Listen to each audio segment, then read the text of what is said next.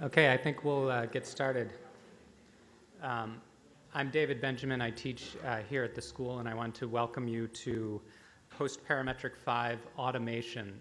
This is basically the fifth in a series of events that have been organized by GSAPP in collaboration with the Columbia Department of Computer Science, with the general goal of exploring the overlap of those two fields, architecture and computer science.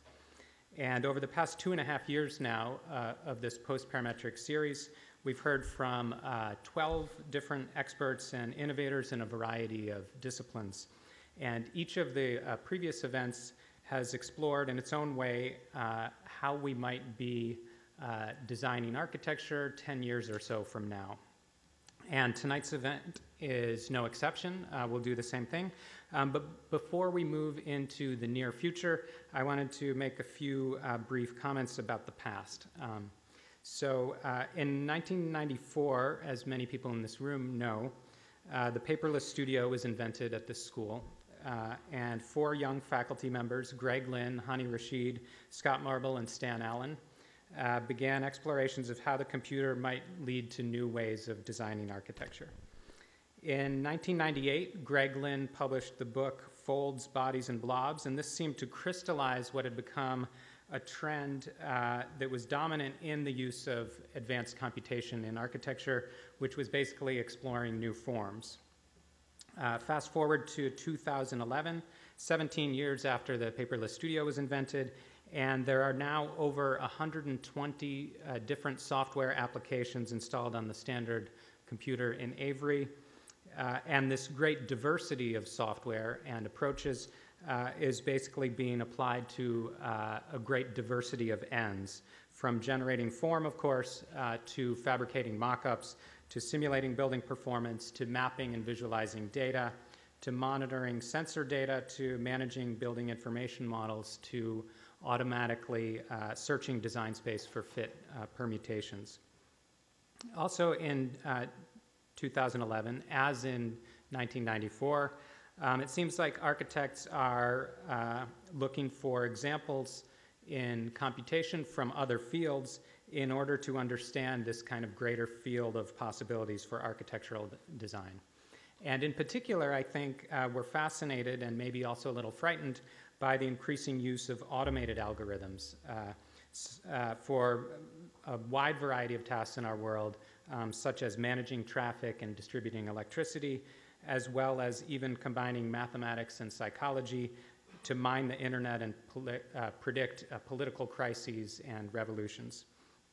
And I think we're also trying to figure out at this particular moment where we stand in the context of these developments, both collectively as a discipline and individually as designers.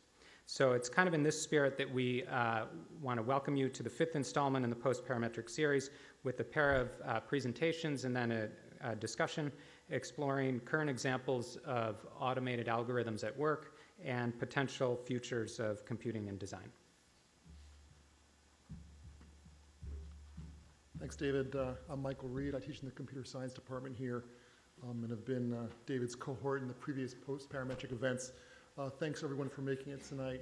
Thanks to the Graduate School of Architecture for supporting the series.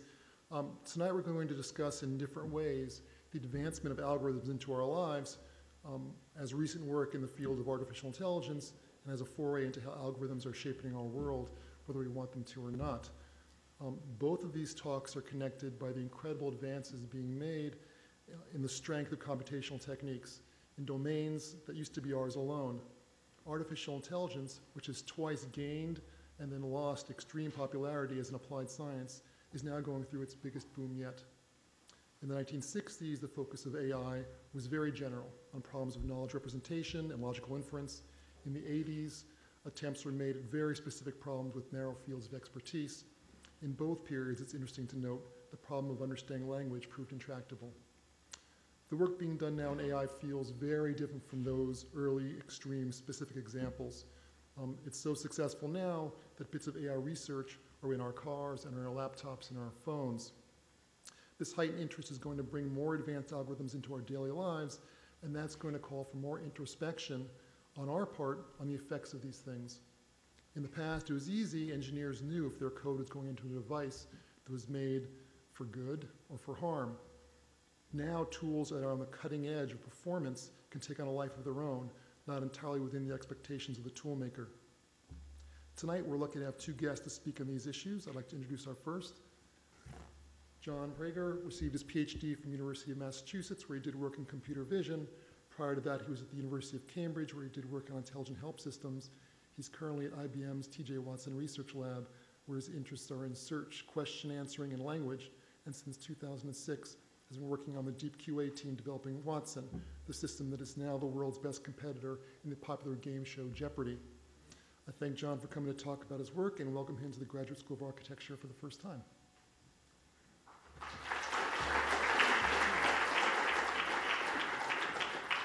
Thank you very much. Can you all hear me? So I just want to start by saying I'm very pleased to be here and to thank David and Michael for the invitation. So I'm going to do something a little bit unorthodox in the way I do this talk. I'm going to start with the climax and then go to an introduction and take it from there. It's kind of like a bad way to have sex, I know, but I think it's going to work for this talk. I'm not even going to explain the title until a minute or two. So I'm going to assume that most of you or all of you are familiar with the show Jeopardy. For most people, Jeopardy is all about one thing: it's answering questions. But for contestants, it's really about something else. And for machines that play it, it's about a third thing, and I'll get to that. So what is it all about for contestants? It's really about Final Jeopardy. Final Jeopardy is the single question that contestants have to answer after going through 2 rounds of answering questions, accumulating a pot of money. They can bet none, some, or all of that amount of money on a final question. They make the bet when they're just told what the category is, and then the question is revealed and they answer them. So I'm going to show you what transpired about 1 hour before that picture on the top left was taken. So this is the Final Jeopardy of day 2. I should just add to that explanation that Watson participated in an exhibition match, which is a slightly different format than the normal Jeopardy game.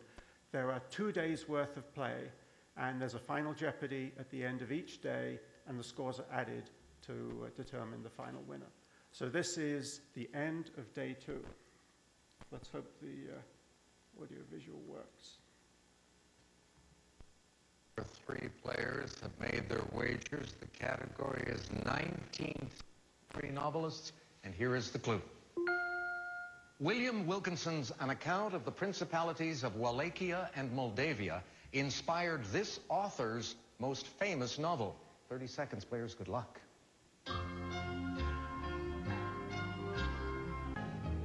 We come to you, Brad, first. You were in 3rd place with 5,600.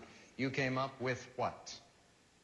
Who is Bram Stoker? You are correct, the author of Dracula. And you will do what? You'll double your score to 11,200. And we add that to your total from yesterday, which was 10,400. That gives you a 2-day total of 21,600. Over to Ken Jennings now, 18,200 going in. Bram Stoker is what we're looking for, and we find who is Stoker. I, for one, welcome our new computer overlord. And your wager? The wager was $1,000. That takes you up to 19,200. Yesterday wasn't so good for you. You had 4,800. That gives you a 2-day total of 24,000. Now we come to Watson. We're looking for Bram Stoker, and we find who is Bram Stoker, and the wager?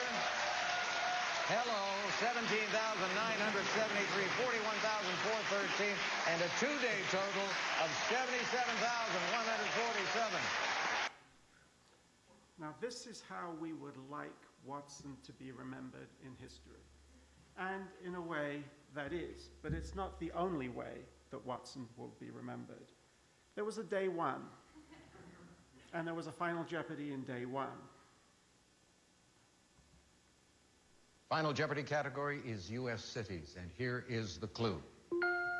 Its largest airport is named for a World War II hero.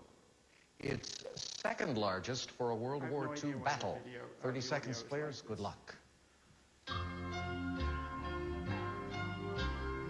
We come to you, Ken. You had 2,400 for this final going in, and you wrote down what is Chicago. That is correct, and you wagered $2,400. That doubles your score, 4,800. Down to Brad now. He had 5,400. I have to feel that he came up with a correct response. Did he? Yes, and the wager? Doing almost everything you can. $5,000 takes you up to 10,400. Now to our leader, Watson, going into final 36,681. And the response was, what is Toronto? With a lot of question marks, which means, of course, that Watson had many, many doubts. And the wager, how much are you going to lose? Oh, you sneaked. $947. Okay. So that explains the title. Watson has done some incredible things, we believe, but it's also not by any means perfect. And it makes mistakes, as you can see, that humans would say are just plain dumb. So what I'm going to try to address in this talk is what kind of a computing system do we need to do the good things, and how can it also do such, so we say, curious things as answering Toronto to a question about US cities. So let me start with a little diversion into question answering. Question answering is the technical field of activity that my group participates in. It's a subfield of natural language processing, which is sort of a subfield of artificial intelligence, which is sort of a subfield of computer science. And question answering systems have existed for many years, but the earliest ones basically would look questions up in a database. They were front ends to a database, or in one famous example, a robot simulator. And there would be questions such as these. These are taken from famous papers on the subject. But the challenge was not to understand tons and tons of text, which is what we do currently in Watson, or modern day QA systems do. The challenge was just in converting the question that the human would ask into some kind of a database query language. And that was the essence of the problem and the solution as tackled a few decades ago. Now, more recently, question answering systems morphed into a different form, and they look a little bit like this. It's somewhat similar, but you can see there are some other boxes, and I'm going to lead you through this briefly.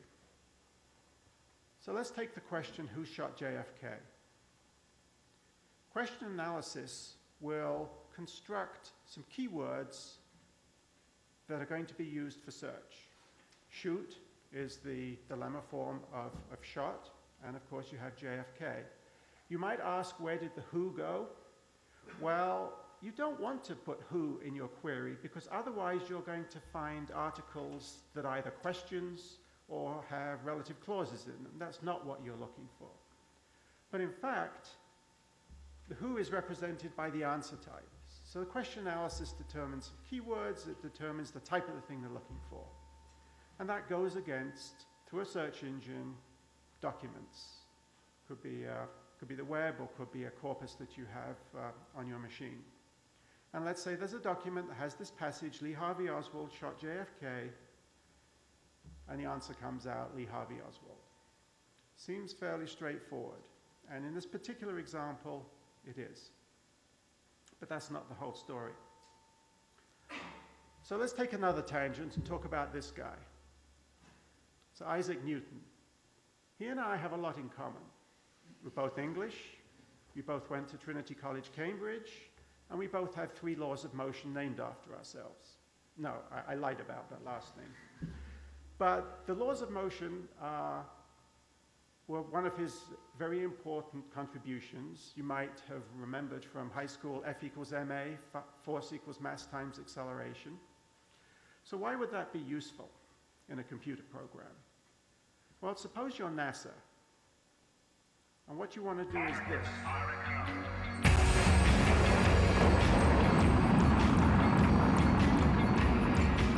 In particular, what you want to do is to have a program that simulates that. And the simulation program has F equals ma in it, as well as Newton's other laws of motion, as well as many other physical laws that can simulate the entire path of the rocket all the way to touchdown, hopefully. That might sound a little bit esoteric, but a lot of programs that you're familiar with also have formulas in them. So I'll take a couple of examples. Spreadsheets. Spreadsheets, they know about addition, subtraction, multiplication, and division. They have statistical packages in them.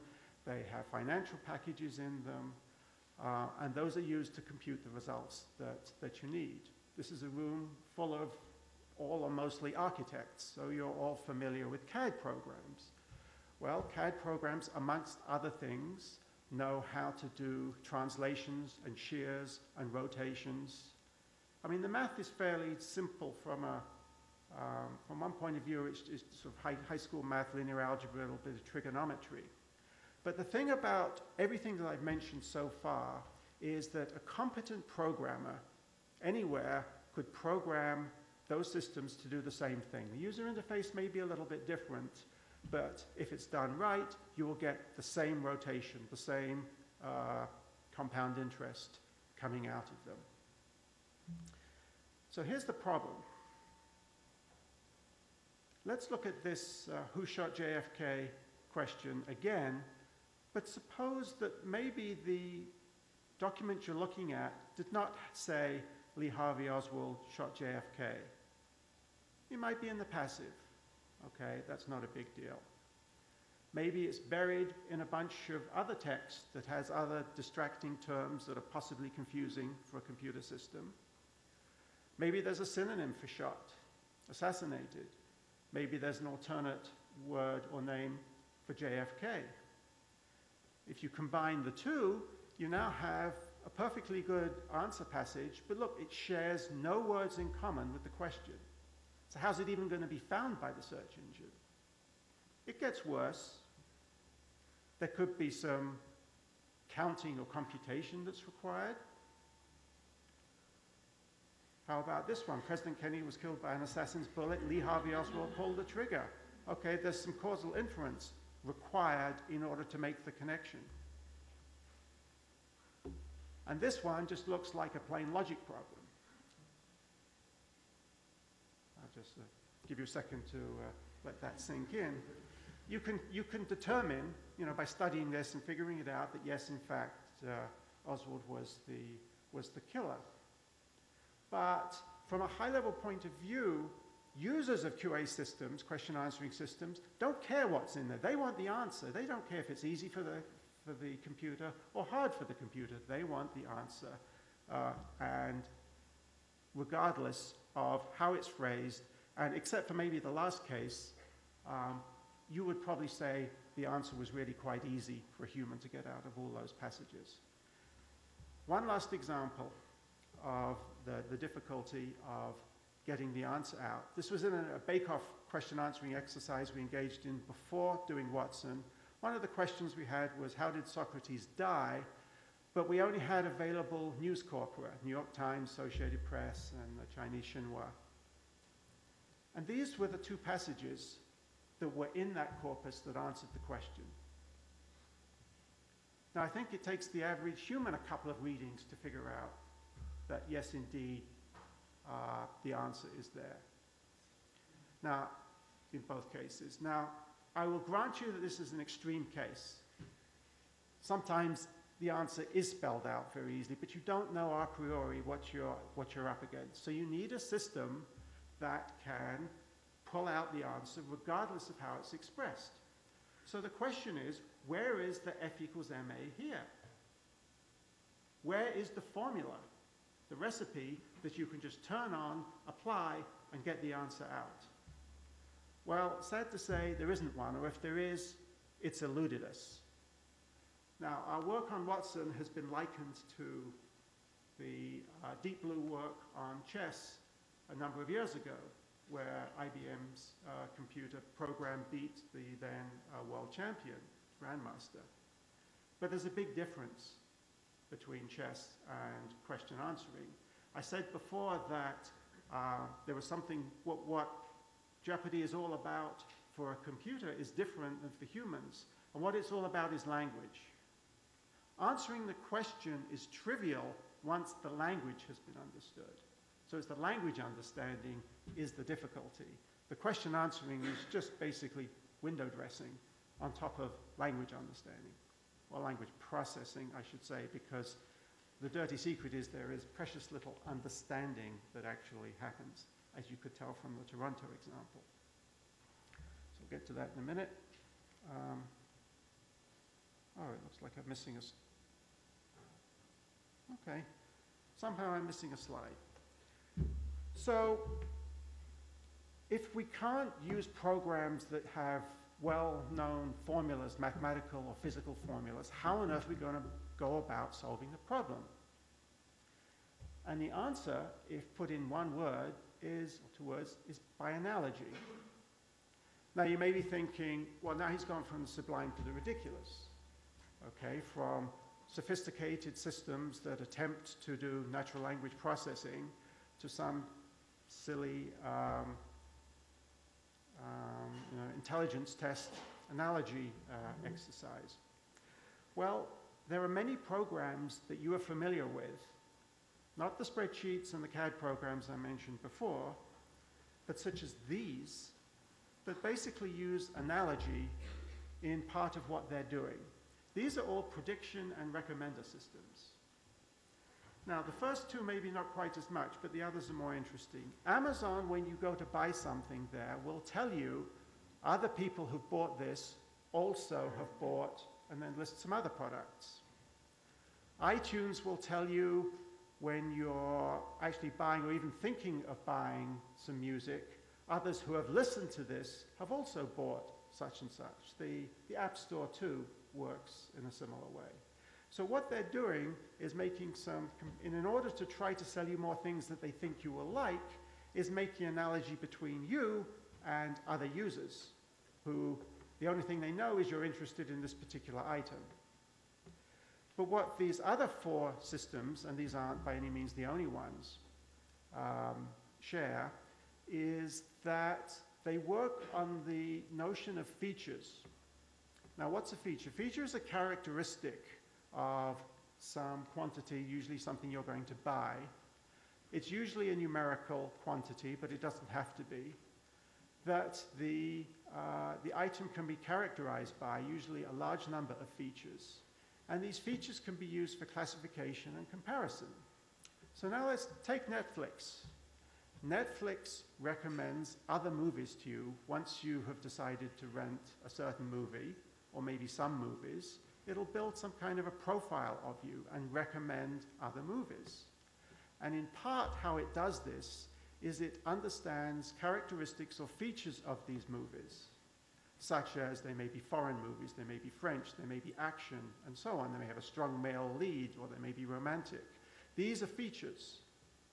It may be you like short movies or long movies. Those could also be features. The features don't really have to necessarily make sense, but if it's something that helps distinguish you from somebody else so they can make a recommendation that pertains to you and not somebody else, then it's useful. Pandora works in a fairly similar way, but for music recommendation.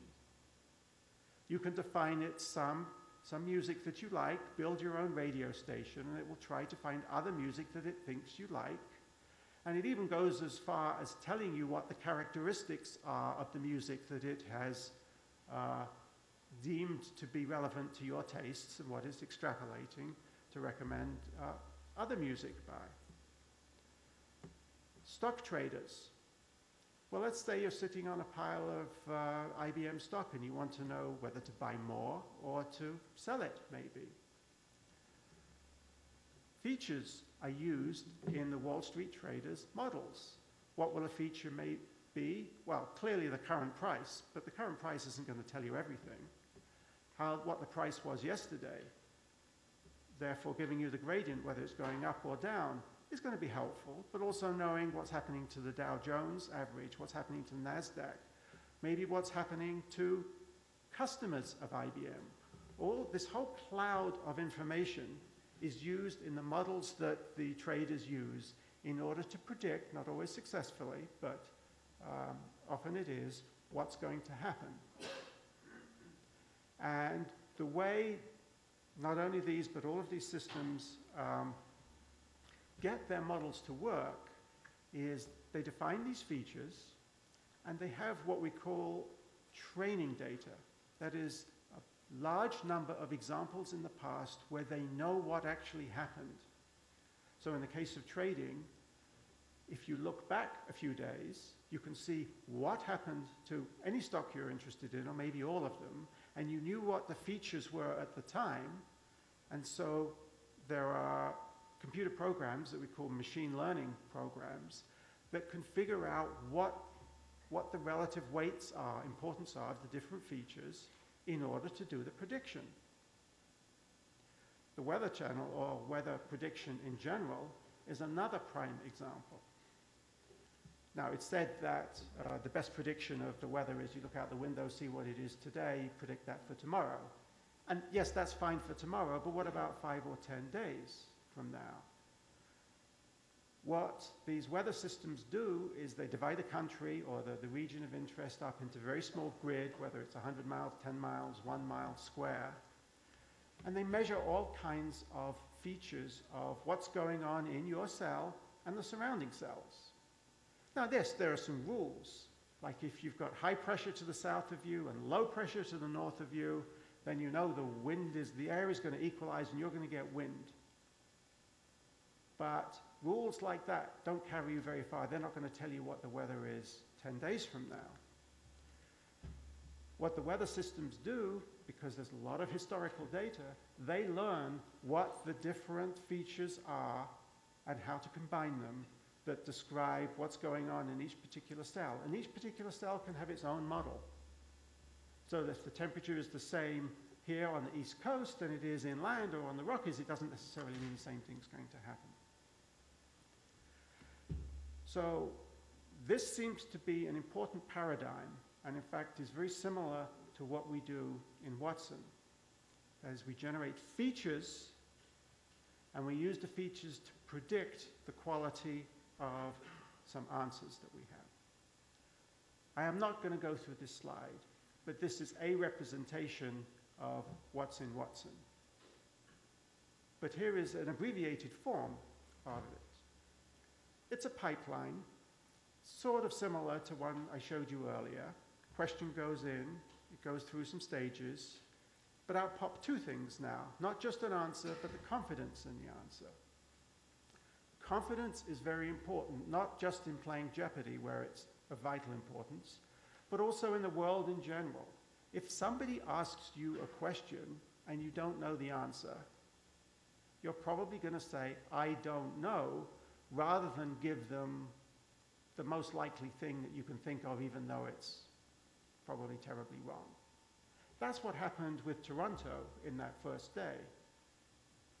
Watson had no idea, absolutely no idea, for reasons we may or may not get into, but there was no benefit in not answering in that particular case, because the money had already been staked. It could only possibly win something by getting it right, so it offered up its answer it didn't believe in. But in the rest of the game, that I didn't show you anything of, contestants choose to answer or not. And if you're not confident, the way you play the game is you don't buzz, you don't answer. So confidence is very important, both in Jeopardy and in the real world. So what happens? So here's an example question. I'm only going to go through one example question. It's asking for a Michigan city. Oh, I hit the wrong thing. So some question analysis takes place, and some search happens, and some documents come back, and some terms are pulled out. We're not paying attention right now to whether the term is of the right type. And the reason for that is, remember I showed you in the Who Shot JFK the system determines that the answer is of type person. If you make that determination wrong, then you're screwed. Okay, if you upfront decide what the answer type has to be, and you're wrong in that determination, then there's no way to recover. So we don't require that all the answers, candidate answers that the system is churning over, has to have the right type.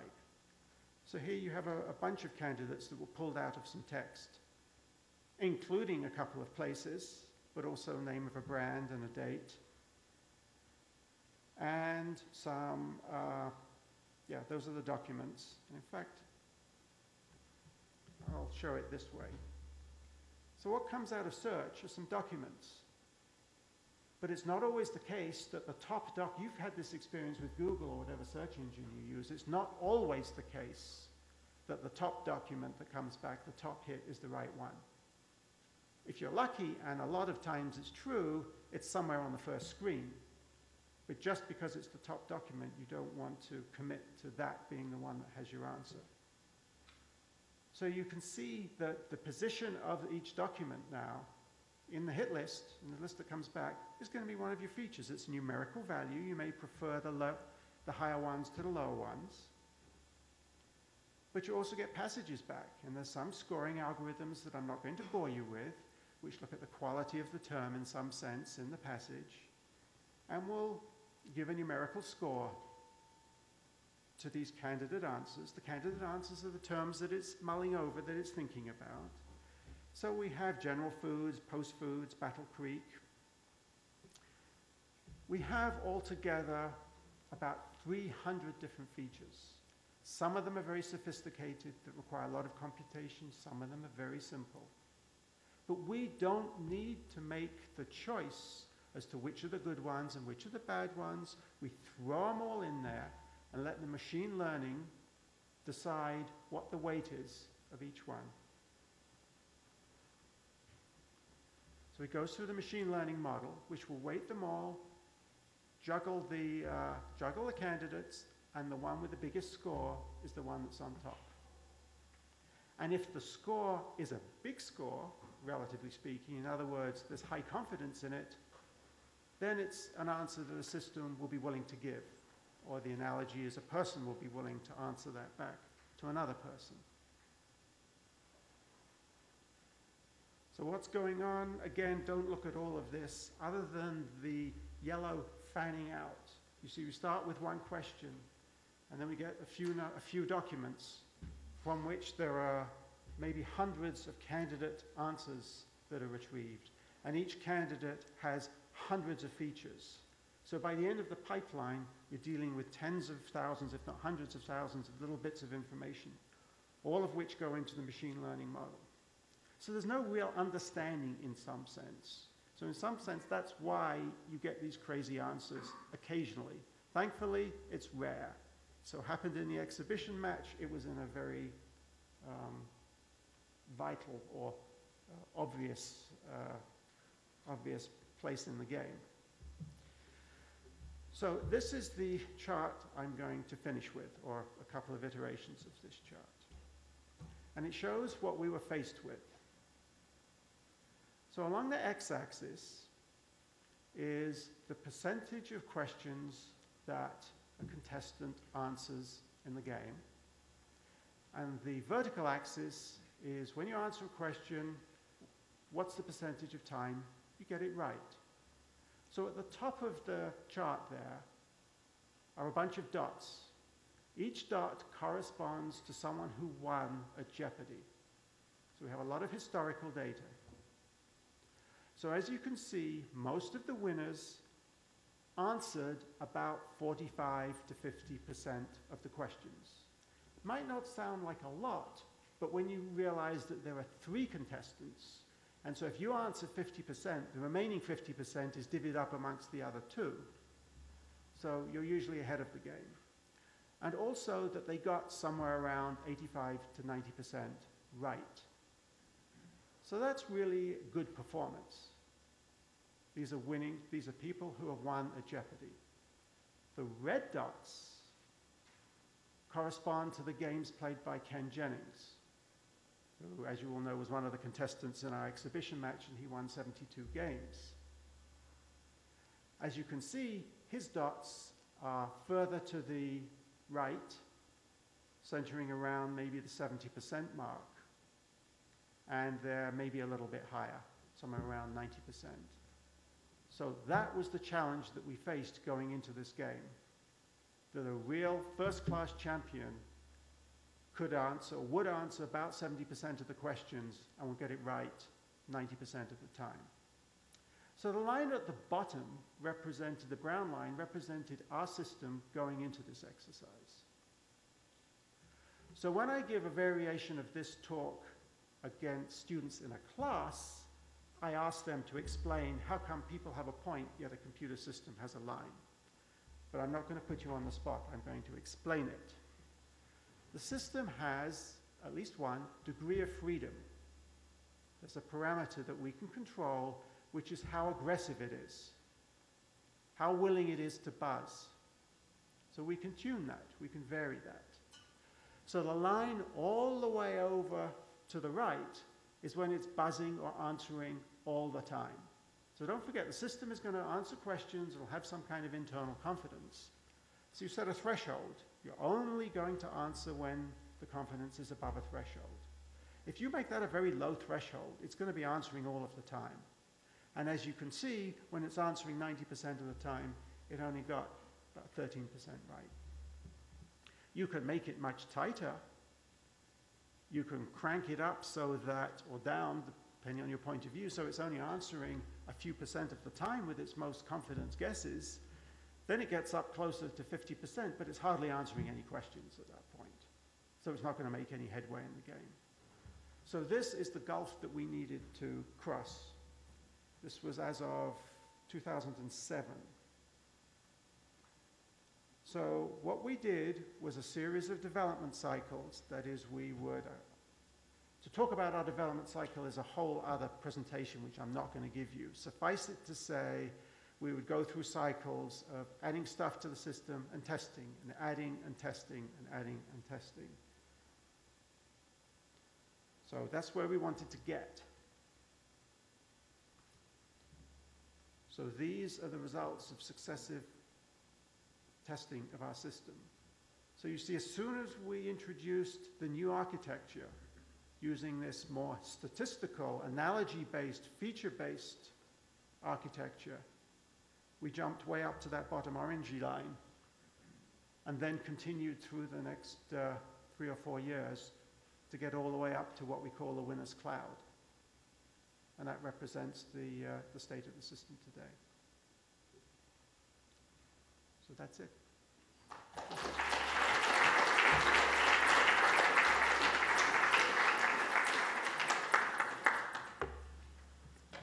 So we're doing questions later? Yeah. Okay.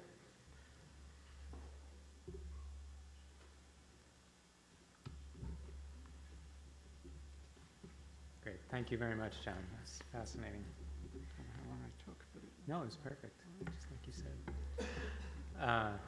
So our next speaker is Kevin Slavin.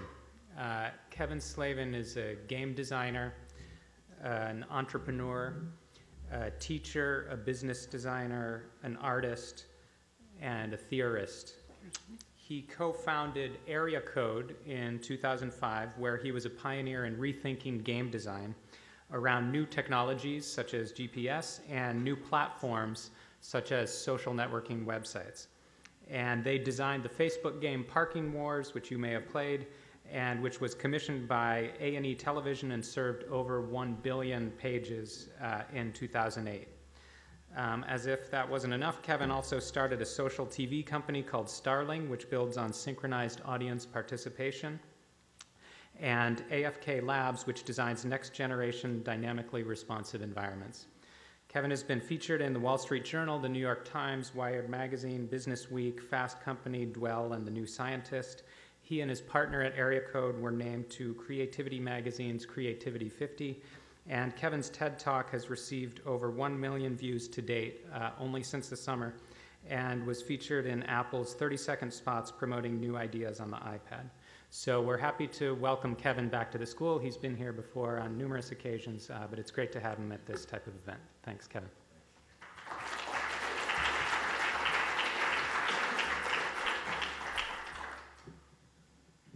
All right, what do we get?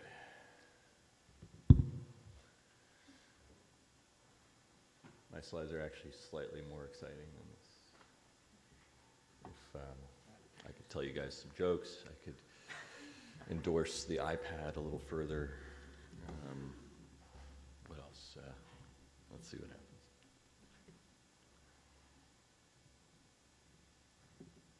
Maybe you guys have questions. No. No, this isn't going to work. Oh, no. Reset it. Yeah. So this is the part where I'd say that my endorsement for Apple ran out about 30 seconds ago.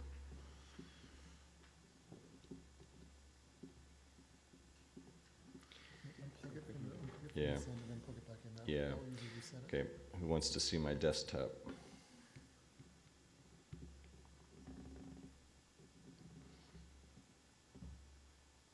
We need all the professional movies from Yeah.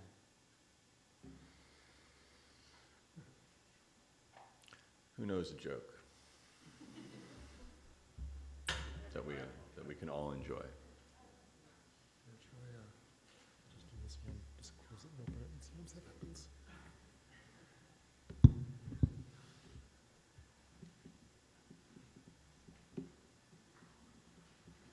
Ah, yes.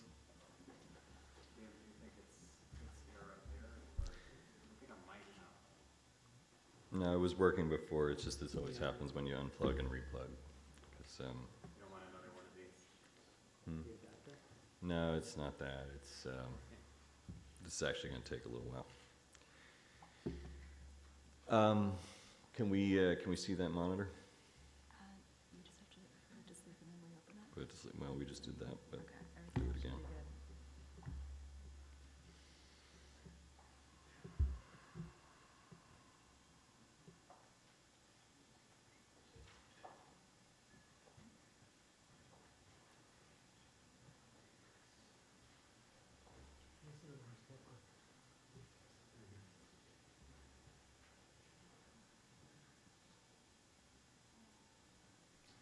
So it's getting something on the screen now.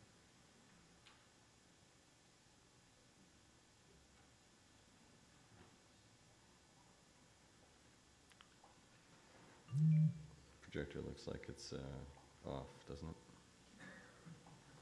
On there? Projector's on. It just came on a second. Yeah, so. Mm-hmm.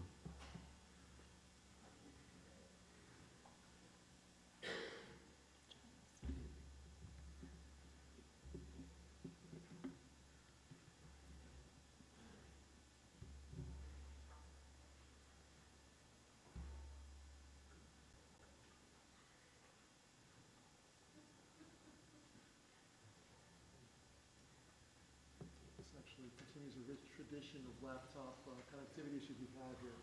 So,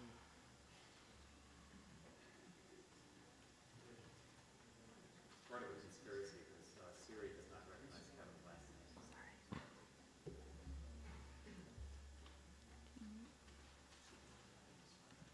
Displays.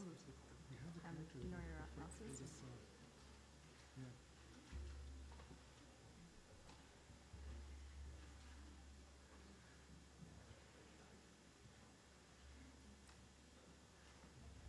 Do you mind if I use his laptop just to test Yeah, it's please do. actually Go working? ahead. Thanks. That's okay. If you don't mind, Yeah, sorry. put it back in the laptop and make sure it's It's not You an have a thumb issue. drive, you can use my laptop, it doesn't. It won't work. It won't. Let's- It's a keynote. Okay, I'm just gonna put it to sleep for a minute.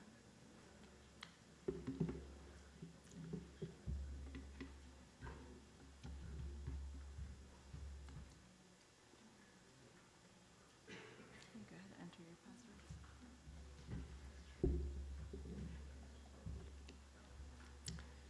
It's likely I'm going to have to enter my password up there. If you can throw it up on screen. Yeah, it should be on screen right now.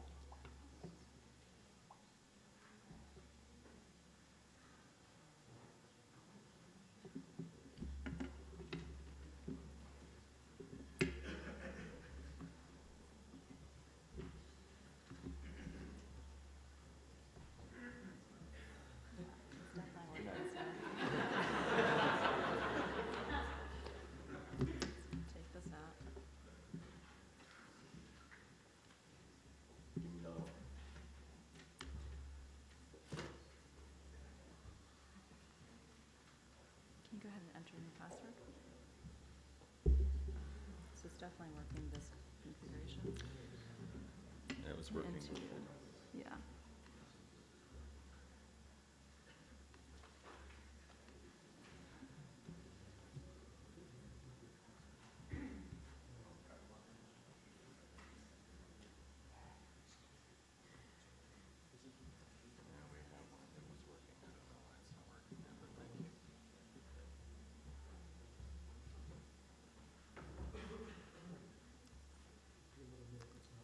And it's only in Keynote.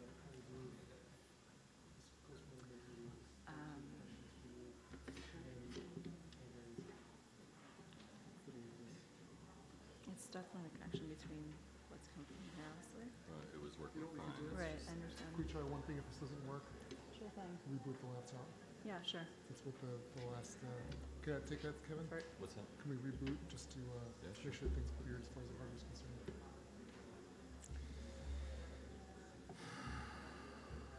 All right, what we'll do is we'll just do a quick test with the reboot here. If it doesn't go through the fiddle, what we'll do is we'll go through some questions for Prager, and then from there we'll talk while they fiddle.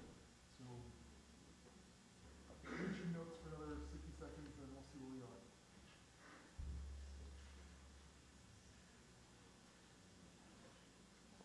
When you rebooted, were you connected or disconnected? What's that? Were you connected to the... I was not connected. Was not connected? No, you want me to connect? Whatever you... Once we can retrace Well, this, reboot, that's... no, reboot is not connected. So just bring it up the way you did before, and we'll see how it goes. So.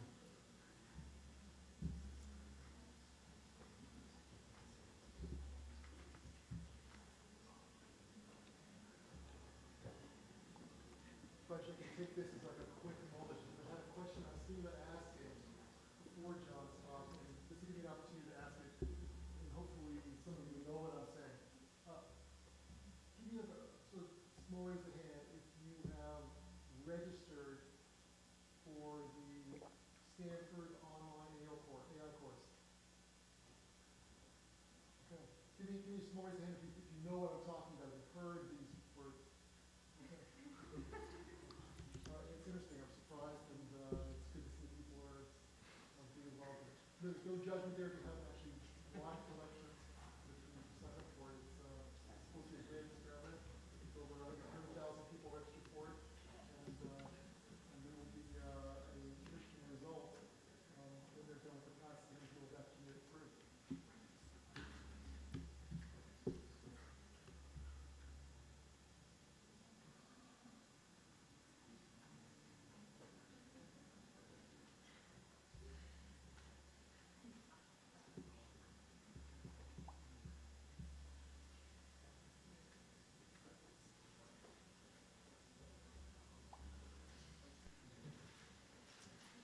Look at the default screen.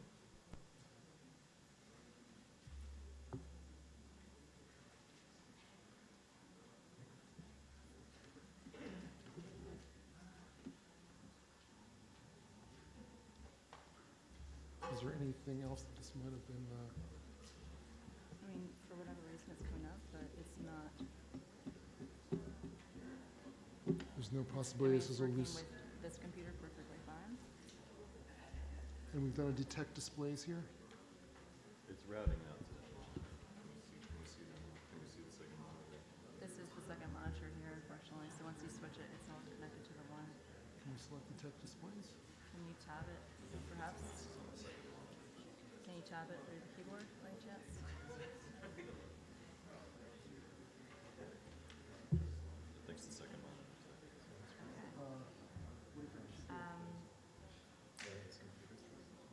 No, the computer's fine. Kevin, I do have Keynote on my laptop. If you could put... All right, let's do that. Yeah. All right. All right, John, can we borrow you to answer a couple of questions? We can start with that.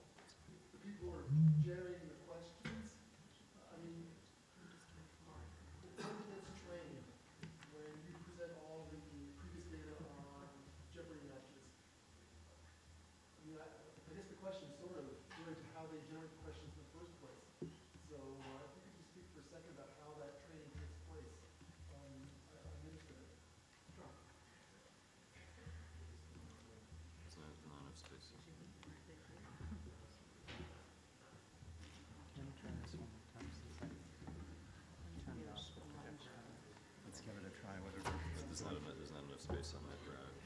Do you have another drive? Kevin, let's see if it works on my Mac. Yeah, but there's not enough space on this one.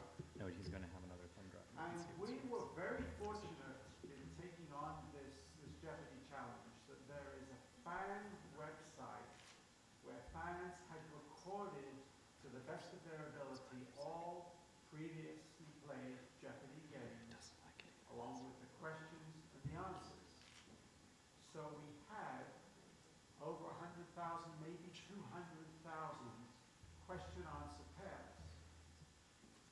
So briefly, what the training process looks like is knowing what the right answers are for a certain set. We set aside or carved out a subset of each question, several thousand, as what we call a training set, and run the system through it. And what the machine learning component does is for all of the scores that we generate, now I mentioned that there are a few hundred scores, like how good the document was, how good the passage was, also how rare the answer is in general, scores like how good it matches up from a spatial point of view, from a temporal point of view, from a type point of view, is it the right type? If they're asking for personal place and we're giving it a personal place. So all of these scores are computed. And then what the training does is it figures out what weights to apply to give you the most correct answers on that training set. So that's what machine learning does. It figures out what the best set of weights are. We might say, well, typing is very important, temporal is not so important, popularity is not very important, geographic match is important, and things like that. It will just figure out what the weights are on this training set. Then, if I have a new algorithm I want to put in the system, I'll run it on a different set of questions and see how well it does using those weights, and see if it gives me more correct answers or fewer. Interesting. How much hand-holding is there in that? Is there another program which does these bouts of question and answer submissions and then testing the results and then different sets of questions selected and submitted? Or is there significant involvement of some team members to judge and correct? There is involvement of team members. We have especially hired annotators to do it, but it's an English major, to validate correct answers. Because often the system comes up with different correct answers than the one offered on the show. So just because the system comes up with an answer that's different from what is in the so-called gold standard, you might want to expand the gold standard. Because even though in the show they try to make sure there's only a single correct answer, that's not always the case. So sometimes you find extra correct answers. But where I think the skill lies in the team, and this also applies to Wall Street traders or the people in Pandora and Netflix, is to figure out what these features should be that you're going to calculate and put in the system. You might think, for example, that how long the word was is irrelevant. Turned out to be a useful feature in Final Jeopardy. Why, you might ask? Well, remember that question that Watson got wrong? U.S. cities was the category. And remember what the bet was? The bet was a very, very small amount. Because it had learned that when in Final Jeopardy a category is short, it tends to be a very complicated and involved question. And therefore, it doesn't tend to, it knew it didn't tend to do too well on those. On the other hand, if the question was 19th century French Impressionist painters, a very long category, that's very specific. And there aren't too many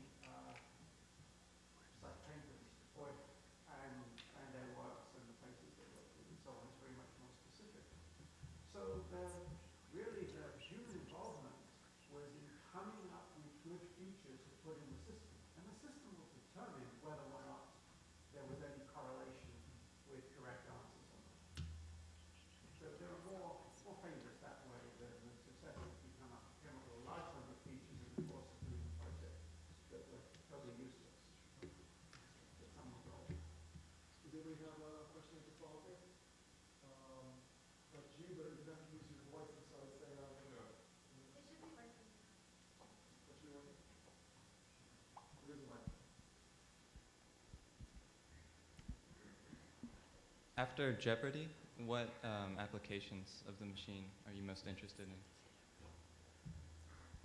Well, there's a project going on now that I'm involved in, and in fact it's been the subject of some IBM ads, which is in healthcare. Now people misinterpret this as saying, well, Watson's going to take over the doctor's role and diagnose patients and so on, but that's absolutely not the case.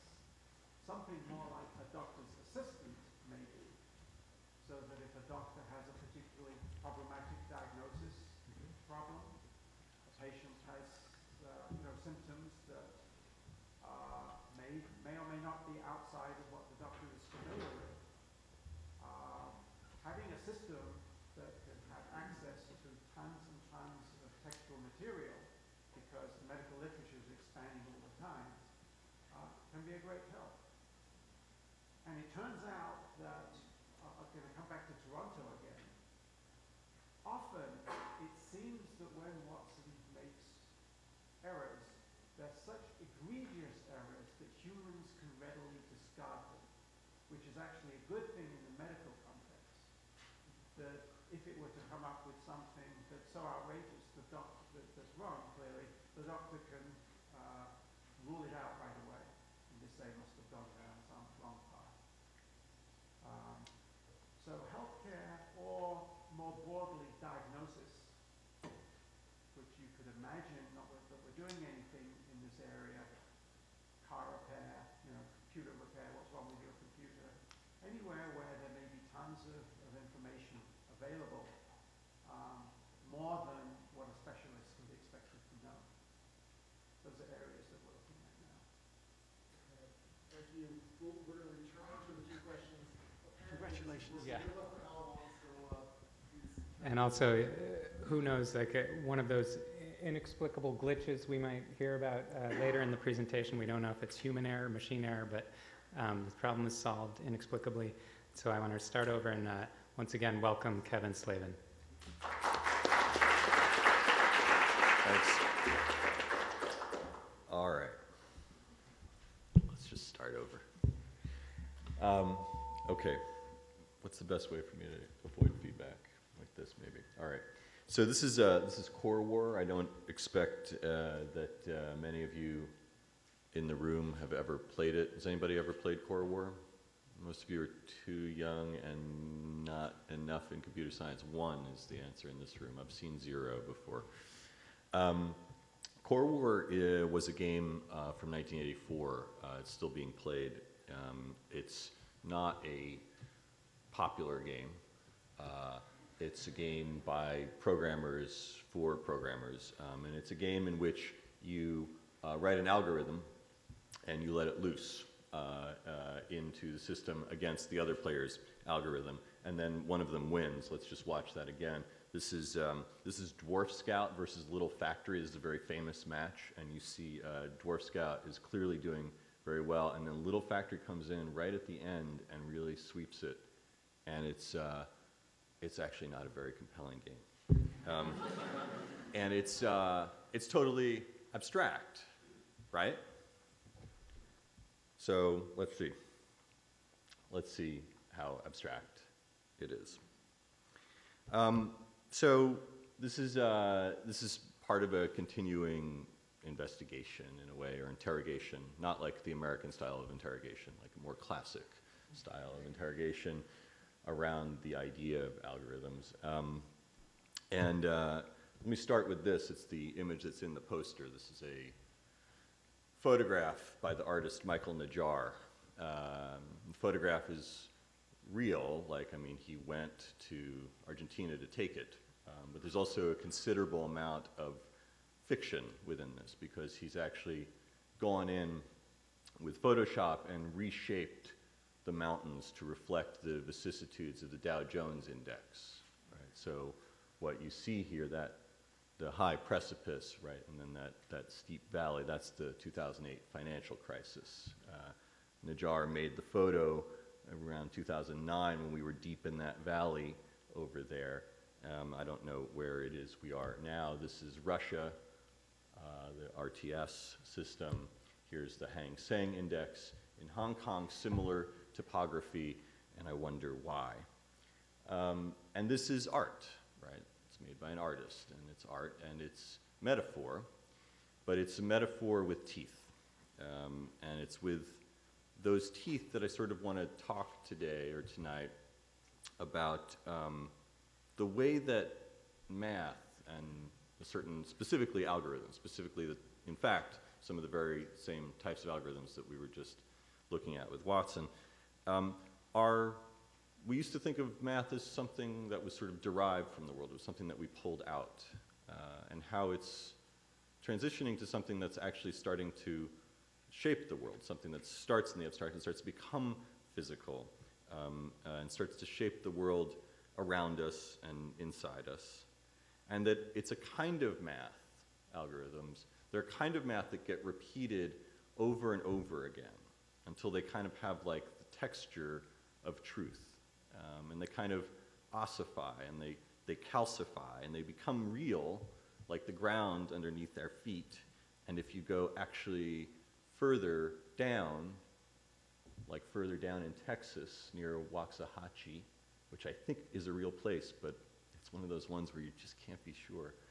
Waxahachie, if you go deep into the ground there, you'll find this traced through the rock, or at least some preliminary sketching of it through the rock. And it's abandoned. It's not a mine, and it's not political territory. This is the Desertron.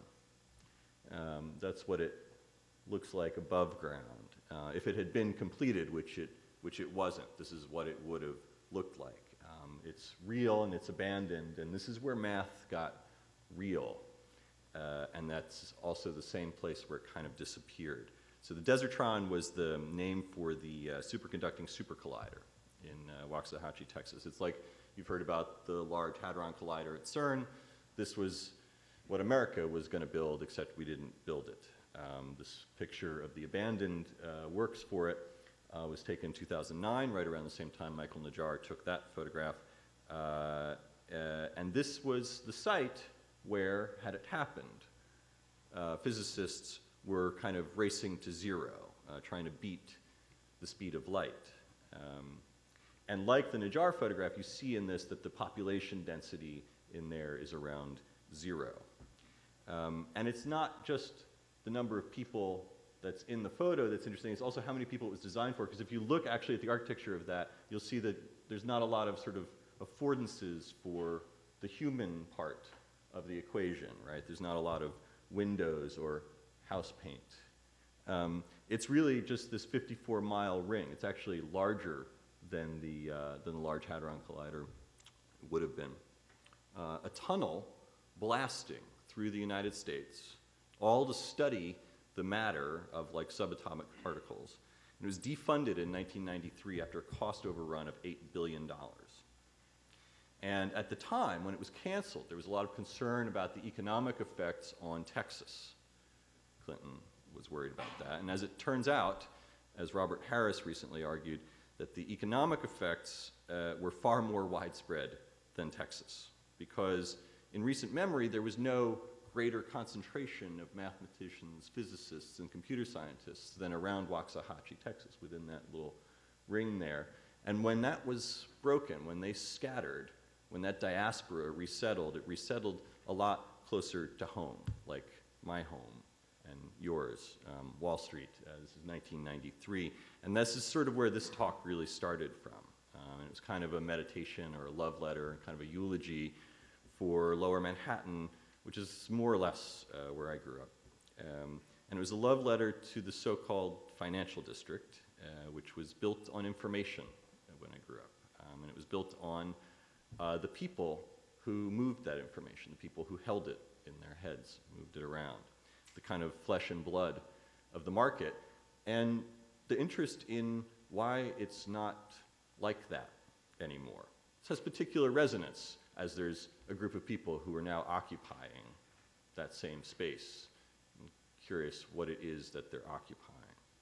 That slide in which this was basically depopulated, same way as Waxahachie was, wasn't sudden. It was slow and it was subtle, and I only learned about it years later at a kind of cruising altitude, because I am the guy that always talks to the person next to him on the plane, like I'm that guy.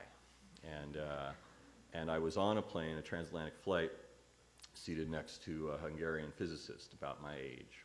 And we started talking. And what I was curious about is what you do as a Hungarian physicist during the Cold War, like what your job was. And we got to talking, and he said, well, you know, I was working on stealth. And I said, so you guys were working, you were making stealth? And he said, no, we were breaking it.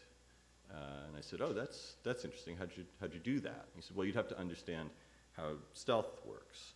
And he said, do you know how that works? And I said, and I kind of do, because I used to work in advertising. I had the F-22 fighter bomber account years ago. Yeah, I did that. And I said, yeah, basically I do know how stealth works, because it's not like you can just pass a radar signal through 53 tons of metal, right? You guys know enough, certainly, to know that there's no making it invisible. You're not going to pass it through. So that's not really an option. But if you can take those 53 tons, if you can take that big thing, right, that really big object, and if you can kind of like break it up into a million little things that are all the size of, like, say, a flock of birds, it means that if you're a radar, you're looking for flocks of birds. And if you're a radar, that's a really bad job, right? Because there's flocks of birds all over the place. If you're looking for spores of pollen, right, if you actually go further in the resolution, the whole sky would just be lit up all the time. So what stealth is doing is it's not making the thing invisible, it's just breaking it up into so many little things that it's impossible to determine the signal from the noise. And he said, yeah, that's basically true. He said, that's cool if you're a radar. And he said, what we did was we looked for electrical signals moving through the sky that had no radar signature. And if we saw an electrical signal moving through the sky, we thought that probably has something to do with the Americans. And I said, yeah, that's about right. And he said, so we made a black box that was actually looking for the electrical signals as they moved through the sky, and that's how we were able to track the American Air Force, including in Serbia when an F-117 was shot down mysteriously. And I said, so that's a pretty good job, right? So after you know, what's your act two, you know, now that the Cold War is over? Like, you've negated 60 years of aeronautic research. Like, where do you go from there? And he said financial services. And I said, oh, financial services, because those have been in the news lately. And I said, so what's the black box of financial services? And he said, well, actually, it's called black box trading, which is sort of the funny thing about it. Black box trading is really just another name for something else called algo trading, right? Algorithmic trading. Because basically, if you're a big trader, let's say you're moving 1 million shares of IBM. Okay? Let's say you're moving 1 million shares of that. You have the same problems as the United States Air Force. Right? If you know, think about it from a poker metaphor, right? It's like, it's as if you get your cards, right? You haven't looked at your cards yet. Nobody's looked at their cards yet, and you're like, just like, I'm all in, right? And you change the conditions under which everybody's operating, right? So you can't just announce that you're about to move 1 million shares of something, because you shift the entire market as soon as they understand that 1 million shares are up for sale or to buy, right? So they have the same problem. And so, let's see. So yeah, so if they're trying to move those 1 million shares, and so they engage in what my friend Jeff was sort of the first to coin as financial camouflage.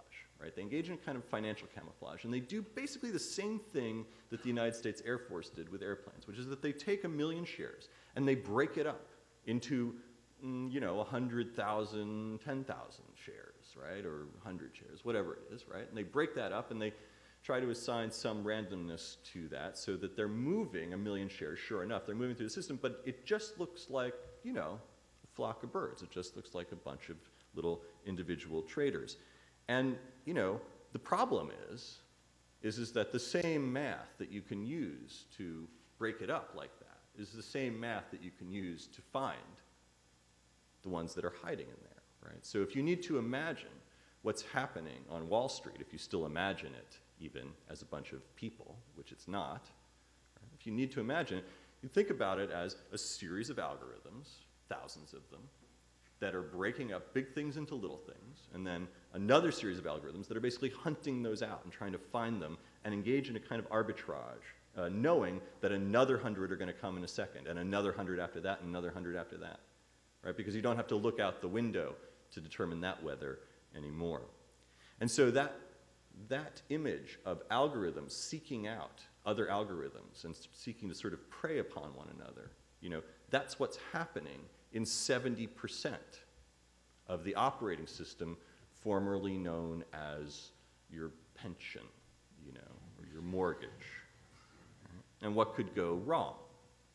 What could go wrong has a couple different names. My favorite is the flash crash of 245, because the whole crash only lasted 5 minutes. But in those 5 minutes, the entire stock market lost 9% of its value. And to this day, at that time, nobody knew what was happening. And to this day, nobody can really agree on what happened, right? Because all anybody has left, insofar as there's anybody even sitting there, right? All anybody has left is just a monitor with a bunch of numbers moving up and down and a red button that says, stop. Right? And so there's this kind of collective, collaborative work with thousands of humans all writing something that none of us can read, that they themselves can no longer read, something that's invisible, something that's illegible, you know, almost, you know. It's this idea of kind of writing the unreadable and then finding, like, you know, like the tools to even like get in there and be able to see what it is we've done. There's this company out of Boston called Nanax, a bunch of data scientists, some of the best in the world. And they go through all the data sets of the market. And they can actually sometimes, not real time, but at least retrospectively, they can find the algorithms that are moving through the market. And when they find one, they pull it out and they pin it to the wall like a butterfly. And they do what we've always done, right? They do what we've always done. Because think about it like this. Like most of human history, we use the stars to navigate, right? And of course, those are, you know, it's the same thing. Like there's too many to name or to recognize, but you can see that there's patterns, right, which is what we're good at. That's what humans are really good at. We're good at patterns and we're good at stories, right? The rest, we're kind of rubbish overall. But so we understand those things, and so we made up stories, right, and we called them constellations, right? Gemini, Cassiopeia, the Big Dipper, whatever, and that's actually how we navigated. We navigated the world for a couple thousand years with these stories that we knew, some of us knew that they were fiction, some of us didn't, whatever. But we moved through them. But now there's this other universe to navigate, right? And it may be even more complex. And so Nanax makes what humans use, which are stories. Right? And they go in and they pull them out. This was one they discovered about 2 years ago. That's the knife, the carnival, the Boston shuffler, the castle wall, Twilight. And here's Dwarf Scout and Little Factory. Remember them? Right? Little Factory 1. And Core War, this little game from 1984, it was prescient, right? You realized it was prescient.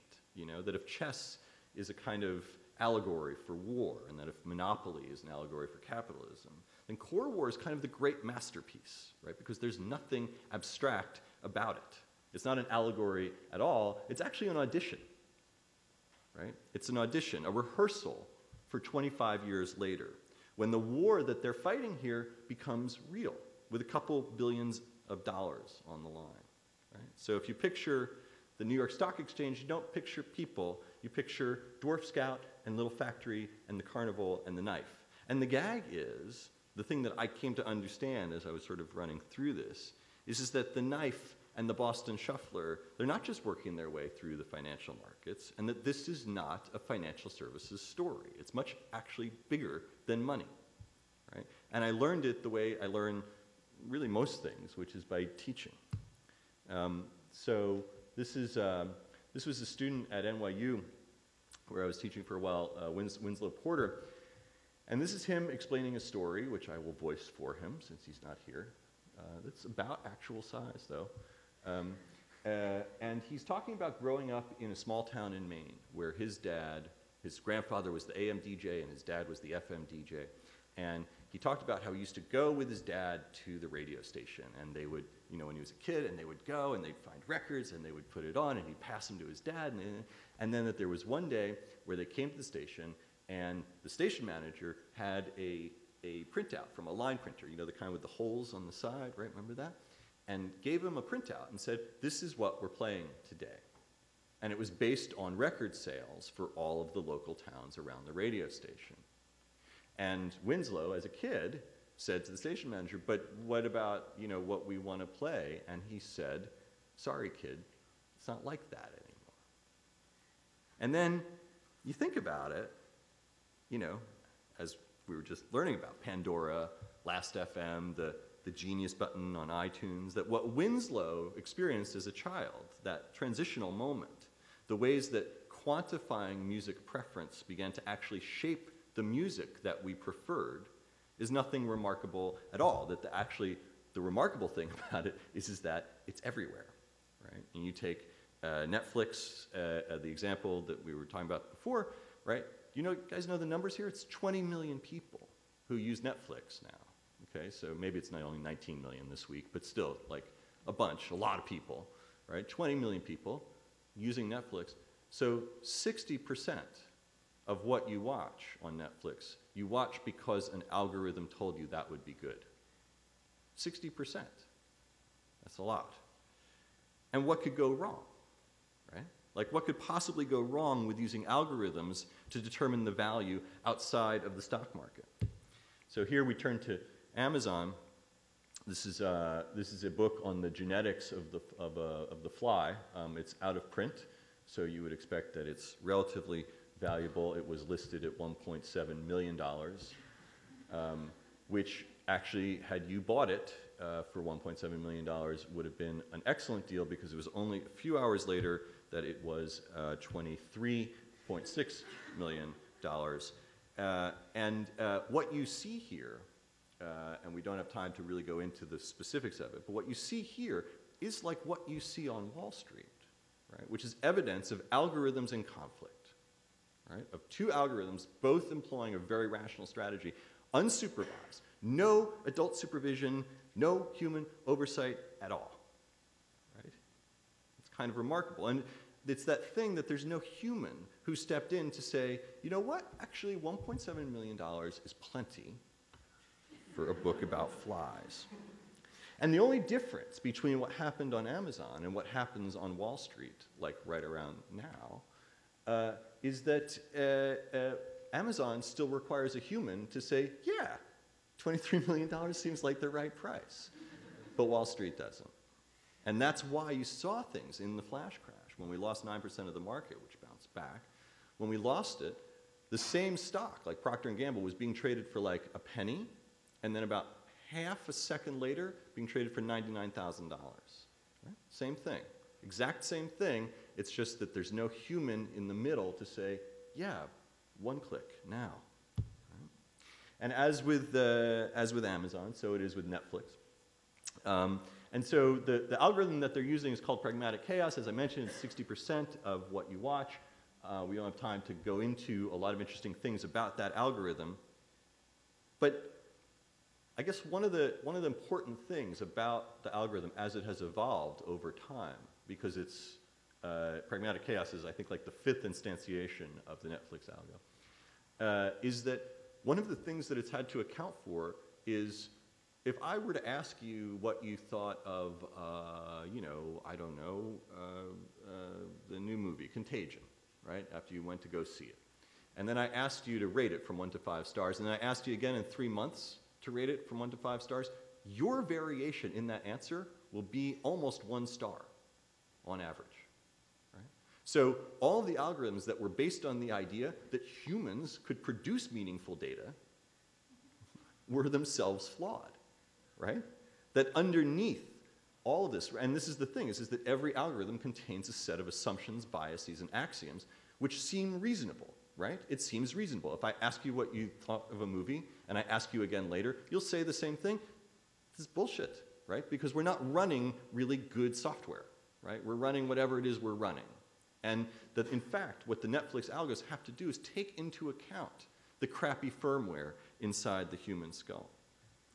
But what if you could actually, rather than sort of thinking about algos as something to help you determine what you might like, what if they could determine whether you'll like it like before it's even made, right? And so there's a company called Epigogics, a bunch of financial guys, funny that, who are now in Hollywood, who have written a series of narrative algorithms that you can feed a Hollywood script into, and they will tell you whether that is a $30, $50, or $250 million movie. And the thing is that this isn't Google, right? This isn't information, and it's not finance. It's actually culture, right? And when you realize that this is how 60% of movies are getting watched, and this is how N% of movies are getting made, you realize that there's a kind of physics of culture underneath everything, and that those physics are very, very poorly understood, even by the people who are modeling them. And if those algorithms crashed, the question is, how would we know? So let's get sort of, if you have algorithms that are determining what's going to get produced, and you have algorithms that are determining whether you're going to like it, in this cycle, the question is like, where's the user in this? And I would suggest that maybe it's not you. In a way, you're sort of in the way. But all of this is still kind of like electronic, it's ephemeral, it's media, but it's still electronic. But let's try it with something real, like, let's say grapes, right? This is, how many people know who that is? Robert Parker, does that mean anything to anyone? So Robert Parker is like the emperor of wine, right? He has contributed to what's called the Parkerization of the wine industry. If Robert Parker likes your wine, you're set. If he hates your wine, you're done, right? Millions of dollars move up and down through vineyards all the time when Robert Parker gives Parker points to wine, right? It's like a one-man sort of like regime over the entire wine industry. And this was recently contested by an algorithm, by a guy named Orley Ashenfelter, whose last name means field of ashes, which is a clue about something. I don't know what. Anyway, he wrote an algorithm to determine everything that could possibly be determined. Like, what is wine, right? It's just the result of a bunch of things that can be quantified, like soil type, right? Like weather, right? Like the means of extraction, right? Like the age of the vine, all those things. And so actually, Orley Ashenfelter, right, like Epigogics, can tell you whether the wine's going to be good before it gets made. Right? That's something Robert Parker can't do. And they can also do this other thing that neither Robert Parker nor any other human could do, which is that they'll give you the same answer every time. Right? In a way, right? Like, and in a way, right? And this is a very pitched battle in the wine industry about whether, Orley Ashenfelter's algorithm is better than Robert Parker, right? Because it's still Orley Ashenfelter's idea of a good wine, right? It's not actually better, right? It has the grammar of truth, right? Because it expresses itself in math, but really underneath it is still taste, right? It's still the idea that wine should taste a certain way. It's a point of view, but it feels like math and it becomes the truth, and that's what's weird, right? Is that they're shaped like math, but they're just ideas of the world, and mostly we don't notice them until they go wrong, right? They're invisible until you notice their effects. And there's different ways to kind of track them as they become increasingly concrete. This is some very interesting work done by a hacker named Evan Ackerman, who did time delay exposures of these two competitive cleaning robots, right? The Roomba and the Nido, right? And these are two cleaning robots. These are basically time delay exposures. You put a light on top of each one, and you can see that these two robots, which really all they have to do is vacuum the floor, and they clearly have very different ideas as to what clean is, right? And how to make it, right? And, they're sort of like secret architects with ideas about your bedroom, And part of what's strange about it is how could two robots have such different ideas, and what informed those ideas? Like, how did they even arrive at that? And the answer for almost all of us is basically, I don't know. right? Because that's the thing, right? Because that's the thing, right? Is that the way that these algorithms are being produced are no longer necessarily even an idea of an idea, right? So this is an example of a type of algorithm called a genetic algorithm. And genetic algorithms, it's a little bit hard to explain very quickly, but basically it's an algorithm that is programmed to evolve quickly. So it's basically, so rather than just like brute force, just like try this, try this, try this, try this, try this, try this, it's like try this, try this, try this, that's a generation. What worked best? Let's take some of that, let's mutate it, let's try it again. Try it, mutate it, try again. And when you're watching this, okay, so this is a simple one. This is just, you have 3 wheels and a bunch of mass, and you have to get from point A to point B, and you watch this, and it's like, I have watched this for hours because there's like a weird pathos about it. It's like watching a puppy in the snow, right? Because it's like, just put the fucking wheels on the bottom, right? This is very, very straightforward, right? But what you see here is how a genetic algorithm is actually working it out. And you let this go for a couple hours, which is, by the way, a lot faster than a puppy learns or like a baby learns. And then this is just a few hours later. Let's see. Here we go.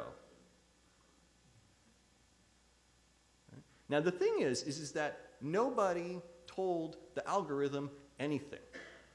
Nobody said, here's some basic ideas. You might want to put the wheels on the bottom, right? Nobody told it anything, right? What you see here is basically the act of evolution sped up, you know, by a couple trillion, billion somethings, right? And playing out in front of you.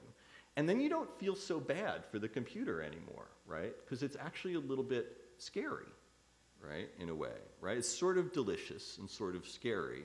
And not because it's so smart, you know, but because it seems smart without any underlying sensibility that we would recognize, right? And, you know, I'm not an alarmist, but like, this is who's in your house, right? Like inside those cleaning robots, right? You know, and it's like, you know, think about it like this, like if you're a writer these days, right, you have to write with the Google Panda algorithm in mind, right, if you're going to like get it up into that first page of results, you know, and it's like, are you going to optimize your bedroom, you know, around the algos of these robots? Maybe not these, you know, but like, you know, maybe someday, because these aren't the only machines that are running algorithmically deep in architecture. This is destination control elevators. Anybody been on one of these recently, right? These are the ones where, you know, it's basically, it takes in fact, a crappy problem, which is that that's the top there, if you just let people go into whatever elevators they want and just go to whatever floor they want, you're just like, you know, you go up to the 19th floor and it's stopping at like every floor before you, or sometimes not, and it's basically random. It's effectively random. And a destination control elevator says, none of that, we'll use what's called a bin packing algorithm. And a bin packing algorithm says, look, if you want to go to the 19th floor, then you go into this one. And if you guys want to go to the 5th floor, we'll put you over in here. And all we have to do that is to put the button on the outside where everybody keys in what floor they're going to go to, and then it sorts you into these different elevator cars. And the only problem with that, this is what it looks like on the inside, is that people get into these and they freak out, right? Because it's missing stuff, right? It's missing, it's missing buttons, right? You know, and like things to actually, you know, it's missing like human affordances, right? You know, it's missing like any sense of actual interaction with the humans who are inside it. It's just a number up there and a big red button that says stop. And so we're sort of optimizing in this way, right? This is the kind of optimization that I'm really interested in, is optimizing to a machine dialect, right? It barely speaks human at all in here, right? It's like the number is really the only concession. And the scale of the thing, because we're going to zoom way, way out to see how big this can go. And to do that, we actually have to go back to Wall Street to see it. Because here's the thing, right, is that the algorithms of Wall Street, here's a bunch of them. These are some favorites: Cherokee Nation, Bluegrass, Marco Polo.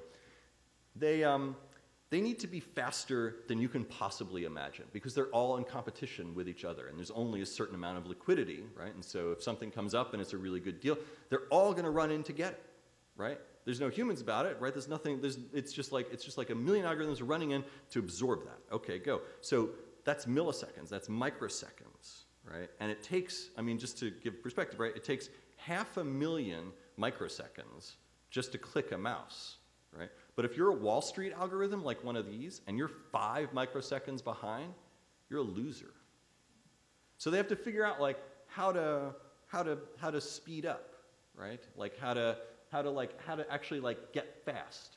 And so this is why, in a way, if you track it all the way down, in a sense, algorithms are hiring architects, like a friend of mine in Frankfurt, who was hollowing out skyscrapers, hollowing them out, throwing out all the Herman Miller furniture, whatever it was, running steel through the floors because the servers that were going to go in there are a lot heavier than the humans that used to be there, and all of that so that these algorithms could get a little closer to the internet, right? Because you think of the internet as like widely distributed, and it is widely distributed, but it's not evenly distributed, right? So here in Manhattan, it comes up in that building there. The type of building is called a carrier hotel. This is at 60 Broad Street. This is where the big pipes come up, and up at the top of that, there's something called the Meet Me Room, which is basically where all the telco wires basically cross, right? If you could be right on top of that, if you could actually be in the Meet Me Room, which is probably hotter than any human could stand, right? But if you could actually be in there, you could enjoy a 0 microsecond delay, all right? But the problem is that it takes time for information to travel, right? Because it's got to go through fiber optic cable. It's constrained by the speed of light, right? Which means that if your algorithms are down here where people are occupying, right? That it's going to take like 5 microseconds for that signal to get up to the carrier hotel. Which means that if they're in competition with other algorithms that are like sitting right on top of it, they're going to lose every time. And that's why there's these weird real estate fluctuations that you see in New York City in specific zip codes or in New Jersey in the town of Mahwah that reflect real estate that has no human criteria surrounding it, right? It's not about the really good bar scene. It's not about the playgrounds or the school district or the park nearby. It's about the proximity to that weird and new natural resource, which is the microsecond of New York City. Right? You want to be right on top of it. And you realize, like when you start to zoom out like this, that what we're doing by actually hollowing out those buildings nearby, hollowing out buildings in Mahwah, hollowing them out in Chicago and London and Paris, is we're basically starting to optimize the city to be like a microchip. Right? We're starting, the criteria that we apply to planning have more to do with the planning that is used to design the way microchips are built, which have the same problem, which is how quickly can you communicate that signal. Right? So in all of that, in that kind of race to zero, that proximity to the pipe. So algorithms in the end sort of have their own neighborhoods built on that natural resource, and they're stripping furniture out because, pound for pound and inch for inch and dollar for dollar, all of you, could never make use of that space as efficiently as the Boston Shuffler. But let's zoom out, because it's actually much bigger than that, right? This is a 825-mile trench built between New York City and Chicago by a company called Spread Network, started by Jim Barksdale, also did Netscape. Thanks, Jim. And all of that pipe, 825 miles in a straight line, those gray lines are how the rest of us have to use the internet to connect between those two cities, a straight line, as best they could, between those two cities, all so that the algorithms of Wall Street could enjoy a 13.3 millisecond return, right? 37 times faster than that mouse click. And all of that so that the carnival and the knife could enjoy another 3 milliseconds in there. All of that with like dynamite and rock saws to blast through the United States so that an algorithm can close the deal in Chicago 3 milliseconds faster. And all with a communications framework that has no resemblance to anything that any human on Earth could possibly understand. And what you see there is sort of manifest destiny looking for the next frontier. And what you see is that the physicists got their tunnel after all, right? Racing the speed of light. It's just in the Midwest instead of Texas. And the data that they're crunching is from a parallel universe, right? Not this one. And that 825-mile trench is done, but that's just Chicago and New York. And that's the thing about Manifest Destiny is that it always looks for another frontier, and we have our work cut out for us. This is theoretical work from 2 MIT students, planetary scale computer architectures for electronic trading, and this involves all kinds of complicated stuff that I totally don't understand. It has like light cones and quantum entanglement. I don't get it, but I know how to read this map. And what this map says is that basically, if you're in one of these red splotches that we call cities, you know, where all the humans are, where the markets are, and you want to trade effectively with all the other red dots, that your servers need to be where these blue dots are. And I don't really understand anything about quantum entanglement, but I, like you, can see that, you know, a lot of these are, of course, in the middle of the ocean, which is like a solvable problem, right? We'll just build bubbles under the water, or we'll build, like, you know, platforms. We'll build whatever it is that we have to build to sort of like part the water and pull money from the air, because it's a super bright future if you're an algorithm. And the thing is that it's not the money that's amazing. It's actually sort of what the money motivates. You know, the way that we're actually terraforming the Earth itself with this kind of algorithmic efficiency.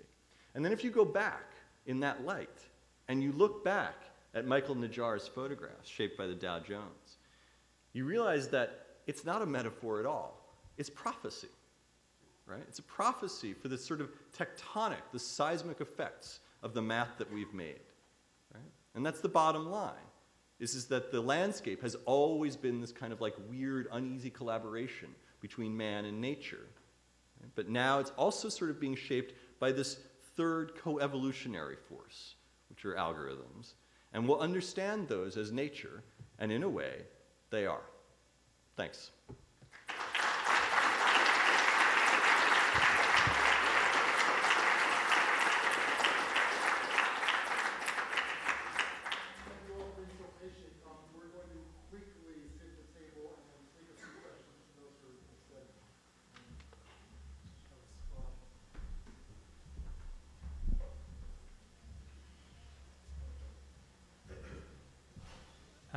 I think mainly we'll take questions from the audience, but I did want to, I want to raise one question to Kevin before we start. And I guess I'm wondering, you know, given your persuasive argument, you know, if we can call it an argument, it's kind of a story, kind of an argument, and you know, your incredible research, which itself was kind of like, you know, breaking stealth, you know, searching for what's happening out there.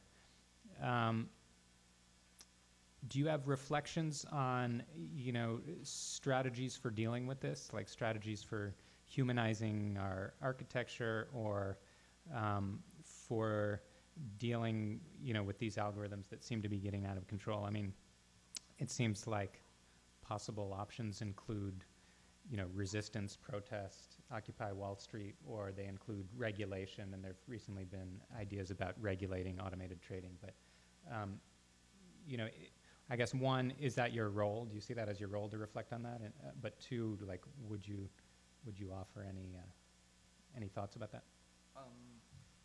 Well, I mean, I think in terms of the algorithms of Wall Street, the thing that makes them dangerous, because they're not really any more or less right or wrong than any other algorithms that are out there, like the Netflix ones, whatever.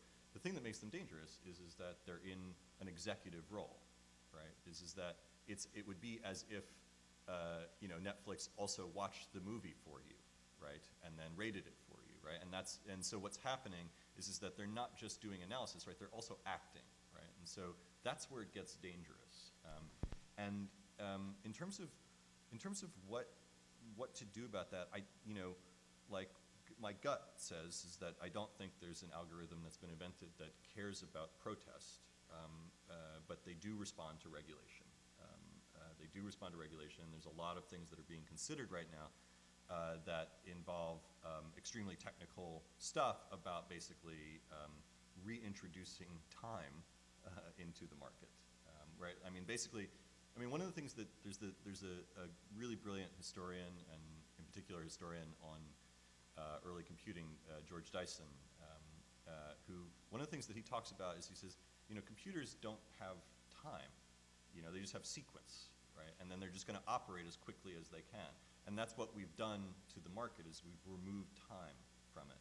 And so there are many strategies for sort of bringing the market back to something more like a rational market, something more like something we can understand, and a lot of them revolve around introducing time again. There are other things about it, but the tricky part there is that there are algorithms in there that most people would agree are basically, you know, of legitimate concern. You actually want to move 1 million shares of something. You should be able to find a way to do that where you're not tipping the table over by doing it. But then there's a bunch of other algorithms that are just predatory, right? And so the problem is like how to regulate it in such a way that you know, distill the good out of it, and that, I think that feels very dicey. And I think really it's what we will see in the next year, maybe a couple years, will be a regulatory shift in terms of how the market operates.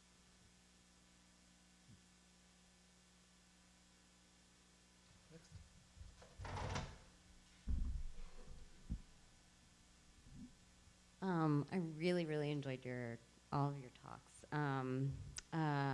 And Kevin's talk made me think about something that I've been thinking about recently, is the role of modeling in planning. And in the 50s and 60s, we used modeling. It was really important to even get federal funds to use models to plan our cities. And we had a huge backlash to that. And one of the things that I've been thinking about is that we're becoming more and more interested in it again because of these kind of algorithms. So I've been kind of thinking about how do we deal with that, because there is a cautionary tale. Like, we have an example of a cautionary tale of how it operated in the 50s, 60s. So then how do you reintroduce that discussion now, but not in a way that's oppositional to technology, right? Like, because I think we agree technology is good, right? But that there is possible evil, right? Like, I don't know, not evil, I mean, that's being dramatic, there's but error, yeah, right? there's error, right? So if we bring it back to planning, right? Like, you know, I've been thinking about different ways to do this, but I'd be really interested to hear your ideas on that. How do we present the cautionary tale in terms of using algorithms to model a city can have a positive benefit, but yet at the same time, we need to learn the lessons of the past and not make them so deterministic? I mean, there's two questions in there. One is how do we use algorithms more effectively in general, and then the other is in particular for things like urban planning and so on. I think like an example of algorithms that are in effect right now that really do determine the texture of a city are ComStat and what's the other one? Has a great name, like Venom, but it's not Venom. But I think they all have stats. What is it? They even have even the Department of Sanitation has its own stat name. Right. Like ComStat. So you know, ComStat are the algos that were basically built to determine how to allocate police in response to real-time crime reporting.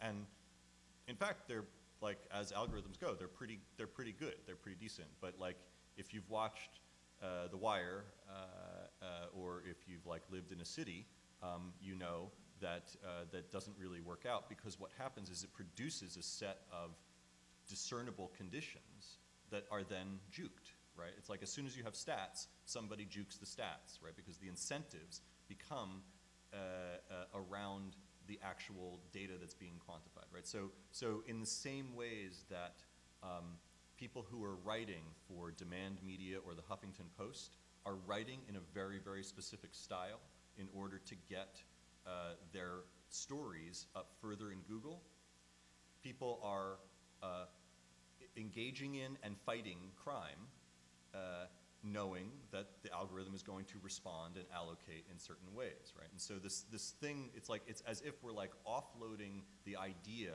of a rational response to an algorithm. And the thing is that, you know, what's great and what's horrible is that it will do the same thing every time, right? You know, like it's the thing that Orley Ashenfelter's algorithm will do that Robert Parker will never do, which is respond the same way every time. And that, you know, that is itself a problem because it is a static image of an urban condition, which is bullshit, right? I mean, that will always be bullshit, right? So I think, you know, the question is how to use them in an evaluative manner to actually, you know, affect but not determine policy and et cetera, because God knows there's you know, immense amounts of data to mine and use. It's just the problem is that when the data is placed in an executive role in Comstat as in Wall Street as everywhere else, it becomes problematic.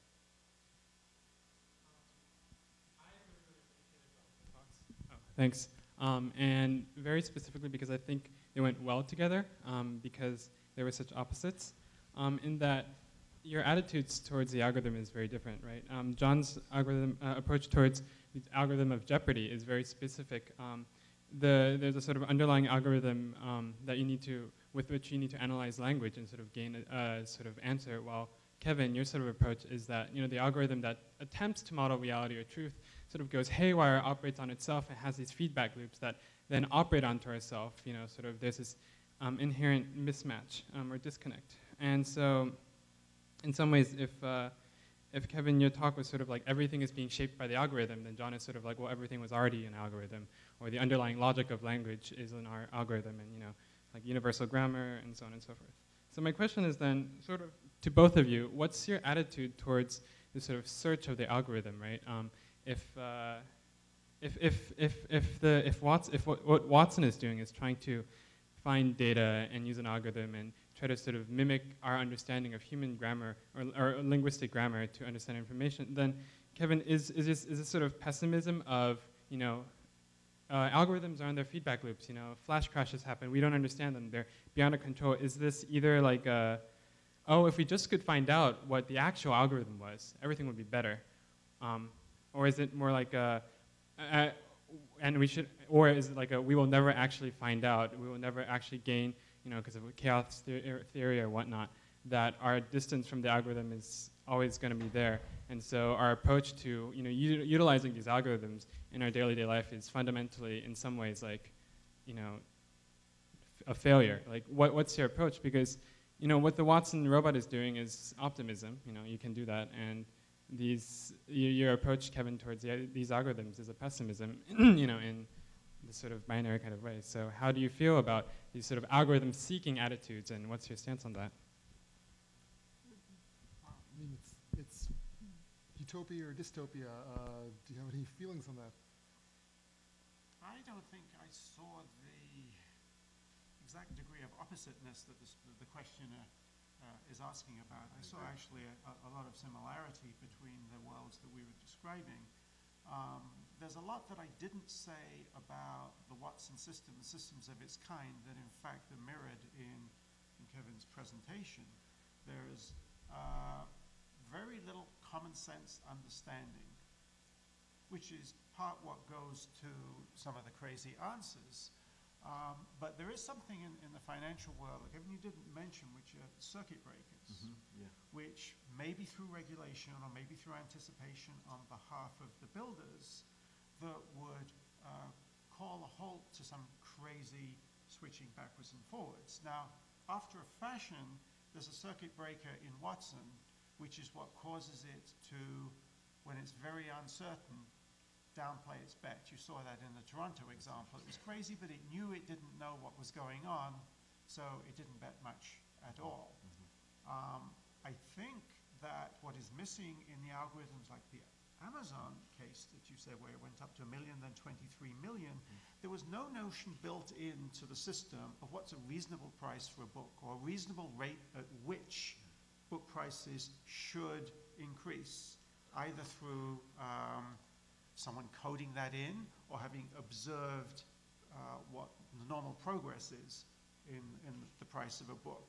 Now, it may be totally benign, and just the fact that the developers of the algorithm didn't think it was necessary, because they didn't think such crazy things would occur.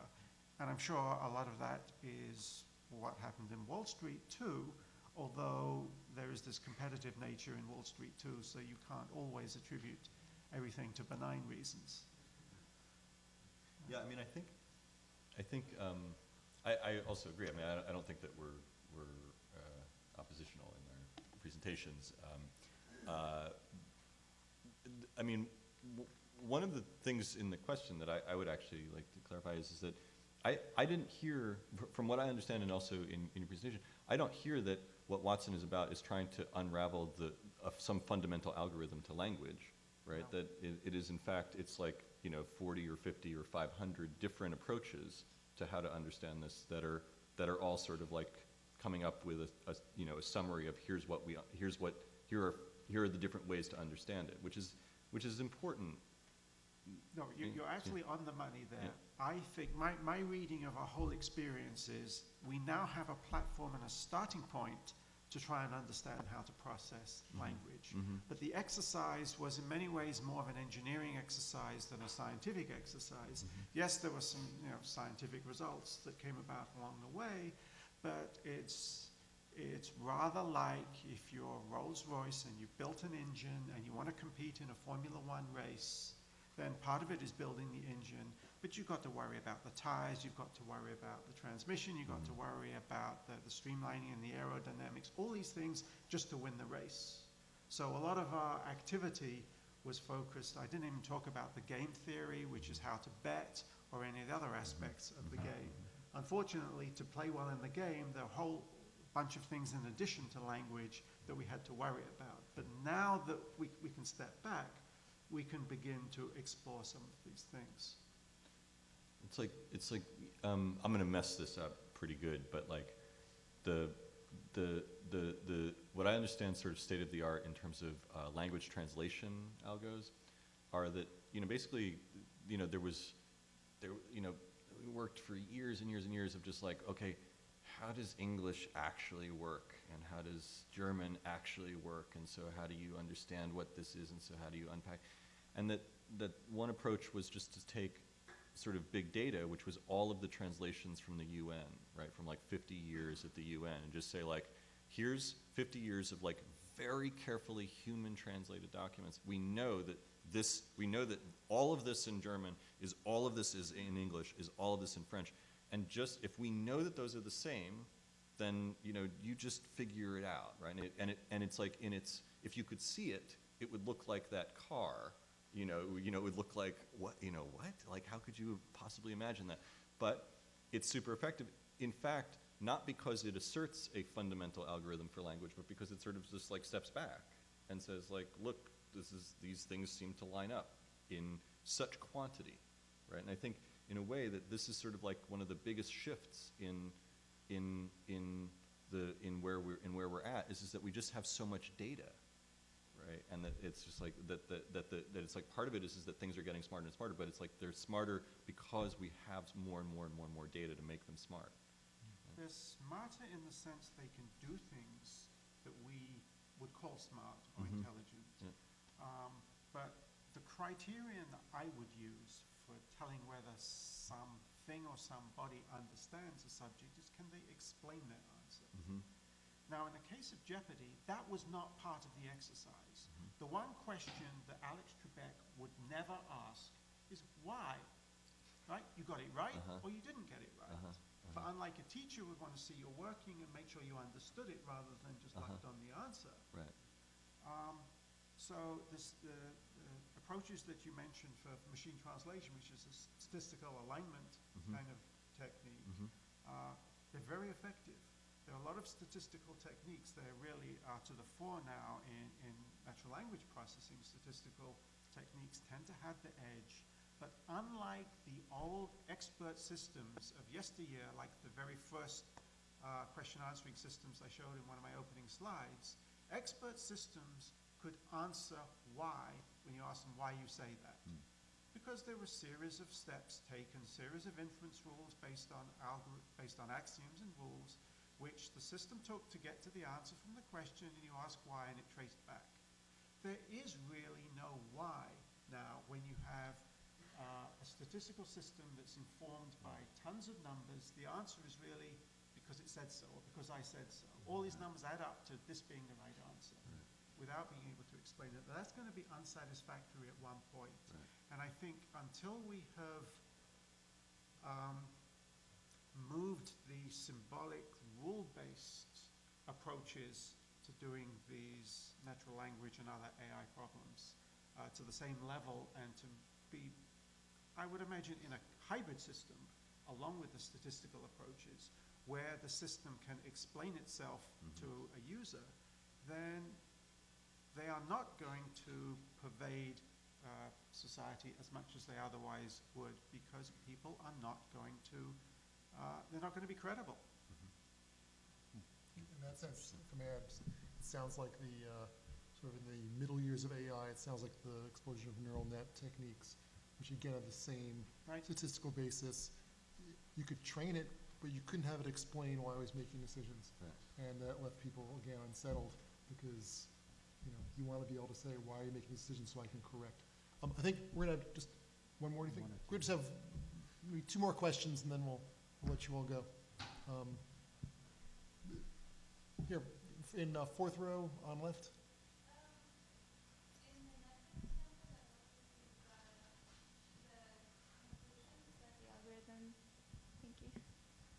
Can draw about what movies somebody might want to watch are based on a really large collection of data. And it's the same for Watson. There's a large amount of data. But is there something else that data can be used for besides making the algorithms function, or is it just there for the algorithms to operate?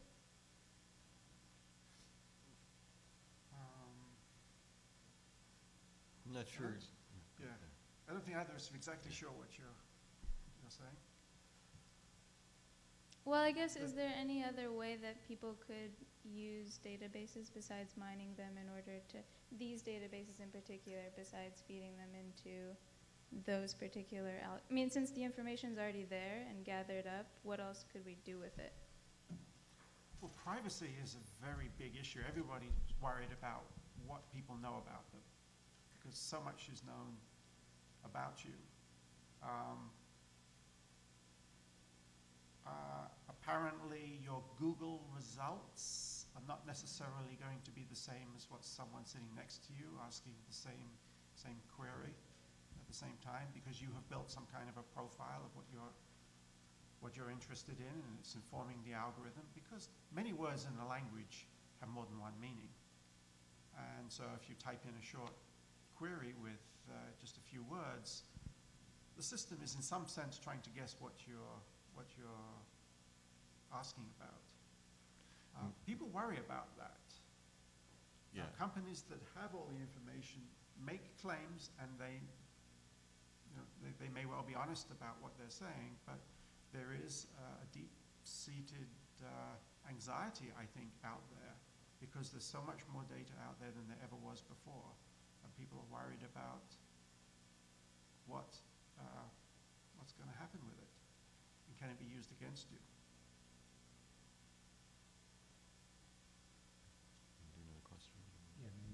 Yeah, one more question. Gentleman with his arm raised high in the 4th row from the back.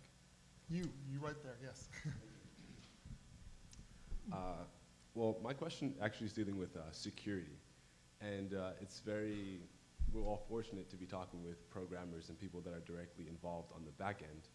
But what's also really fascinating is that today, algorithms, right, are an integral part of our lives. We give this data so willingly. There's no questioning, what am I feeding this into, and what's going to happen with it? So my question is to John, where really about the feeling that you had over the course of 2007 to 2000 to even today, as you watch the curve of how intelligent Watson was becoming in comparison to real Jeopardy players, how it just got so smart. And of course, we extrapolate, right? So wondering, well, what happens as it continues to grow in intelligence? And at one point, Kevin, you mentioned the term, we're offloading. We're offloading certain responsibilities. We're already doing it today. So at what point, and you also mentioned a very real world example regarding police distribution and those kinds of things. So where's the check? Where's from the opposite end, not from the back end, from the programmer's end, but from us as users? I guess my general comments or thoughts on that. I'm frankly not worried at all. Now, obviously there's a vested interest there. Watson got better and better at playing Jeopardy. That's very different than getting more and more intelligent, or than the intelligence that you see in a child development scenario as a kid gets older and older and more familiar with the world. There are so many different ways that Watson does not understand the world. One of the example questions in the slide that somehow vanished from my slide presentation between when I left the office today and when I turned it on, there were a couple of sample Jeopardy questions, and I was going to point out some aspects of what Watson did not know. And there was one question that seemed very, very simple. If you're looking at the wainscoting, what direction are you looking at? Right? The wainscoting is some kind of a border around the bottom of a wall, and the answer was down. The purpose of the question is really a vocabulary question. Do people know what the term wainscoting is? But for Watson, Watson has no sense of being situated in the world. And there was no attempt even to give Watson such a sense. It is so far removed from having the wealth of experience and abilities and knowledge that a human has in general that I'm really not worried about. People talk about Skynet, people talk about all of these really scary things, HAL in 2001, but believe me, it really is a long way off. Right. Now, my question pointed directly to that. You're on the back end. Yeah. You have no fear as the control of the system, but while you say he's getting better at, or the system's getting better at playing Jeopardy, Kevin, you mentioned, right, systems like this, artificial intelligence systems, are already in place. Yeah, they're in place, but I'm not, we differ a bit in that I am worried, but I'm not worried that they're going to get so smart. I'm worried at how stupid they are. That's what concerns me, actually. Not just to be funny, it's that the algorithms that are in place that determine things like public school funding and police allocation and the size of the stock market are actually really dumb, and we are sort of treating them as if they're smart. We're treating them as if they have sort of sentience and rationality and all these things, and that more than that actually is that we're actually shaping our behavior to them, right? And you experience this every time you're on an IVR, an interactive voice thing, where it's like, say yes or no and you're like, yes, and it goes, I didn't understand you, and you're like, yes, right? And actually what you're doing over time is you're shaping your language to sound like what the computer needs to hear to distinguish between yes and no, right? So, and that's this weird coevolution, right? Where it's like, we're actually kind of, like, I'm worried that we're grinding ourselves into kind of to be as dumb as the algorithms that we are interacting with every day. And that some of that is very visible, like, when you modify your speech when you're talking to a computer, and some of it is super, super subtle, like what happens in the market, and in particular, to my mind, what's happening in journalism, which is shaping itself around a couple of algorithms that Google happens to have written. you gave it a term. You called it machine dialect. Yeah. Right. And Yeah. You can call it newspeak. I mean, you know, whatever. Like, whatever you want to call it. Like, yeah. Wow. Well, go ahead, close this out. Yeah, well, thanks everyone for coming. I know the discussion could probably continue for dozens of years.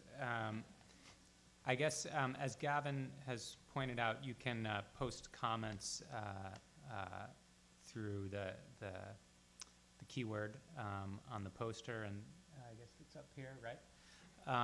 And so maybe that's one way for the discussion to continue. And maybe just my only last 2 cents are that we didn't touch a whole lot on architecture and design, but I think it's implicated in all of this, and so it's kind of it's nice to leave it on that open-ended note of what exactly that means when we go upstairs and open our computers. Thank you very much. Let's have a hand for our speakers. Extra pause for Kevin for wading through the blackout. Great. Thanks again.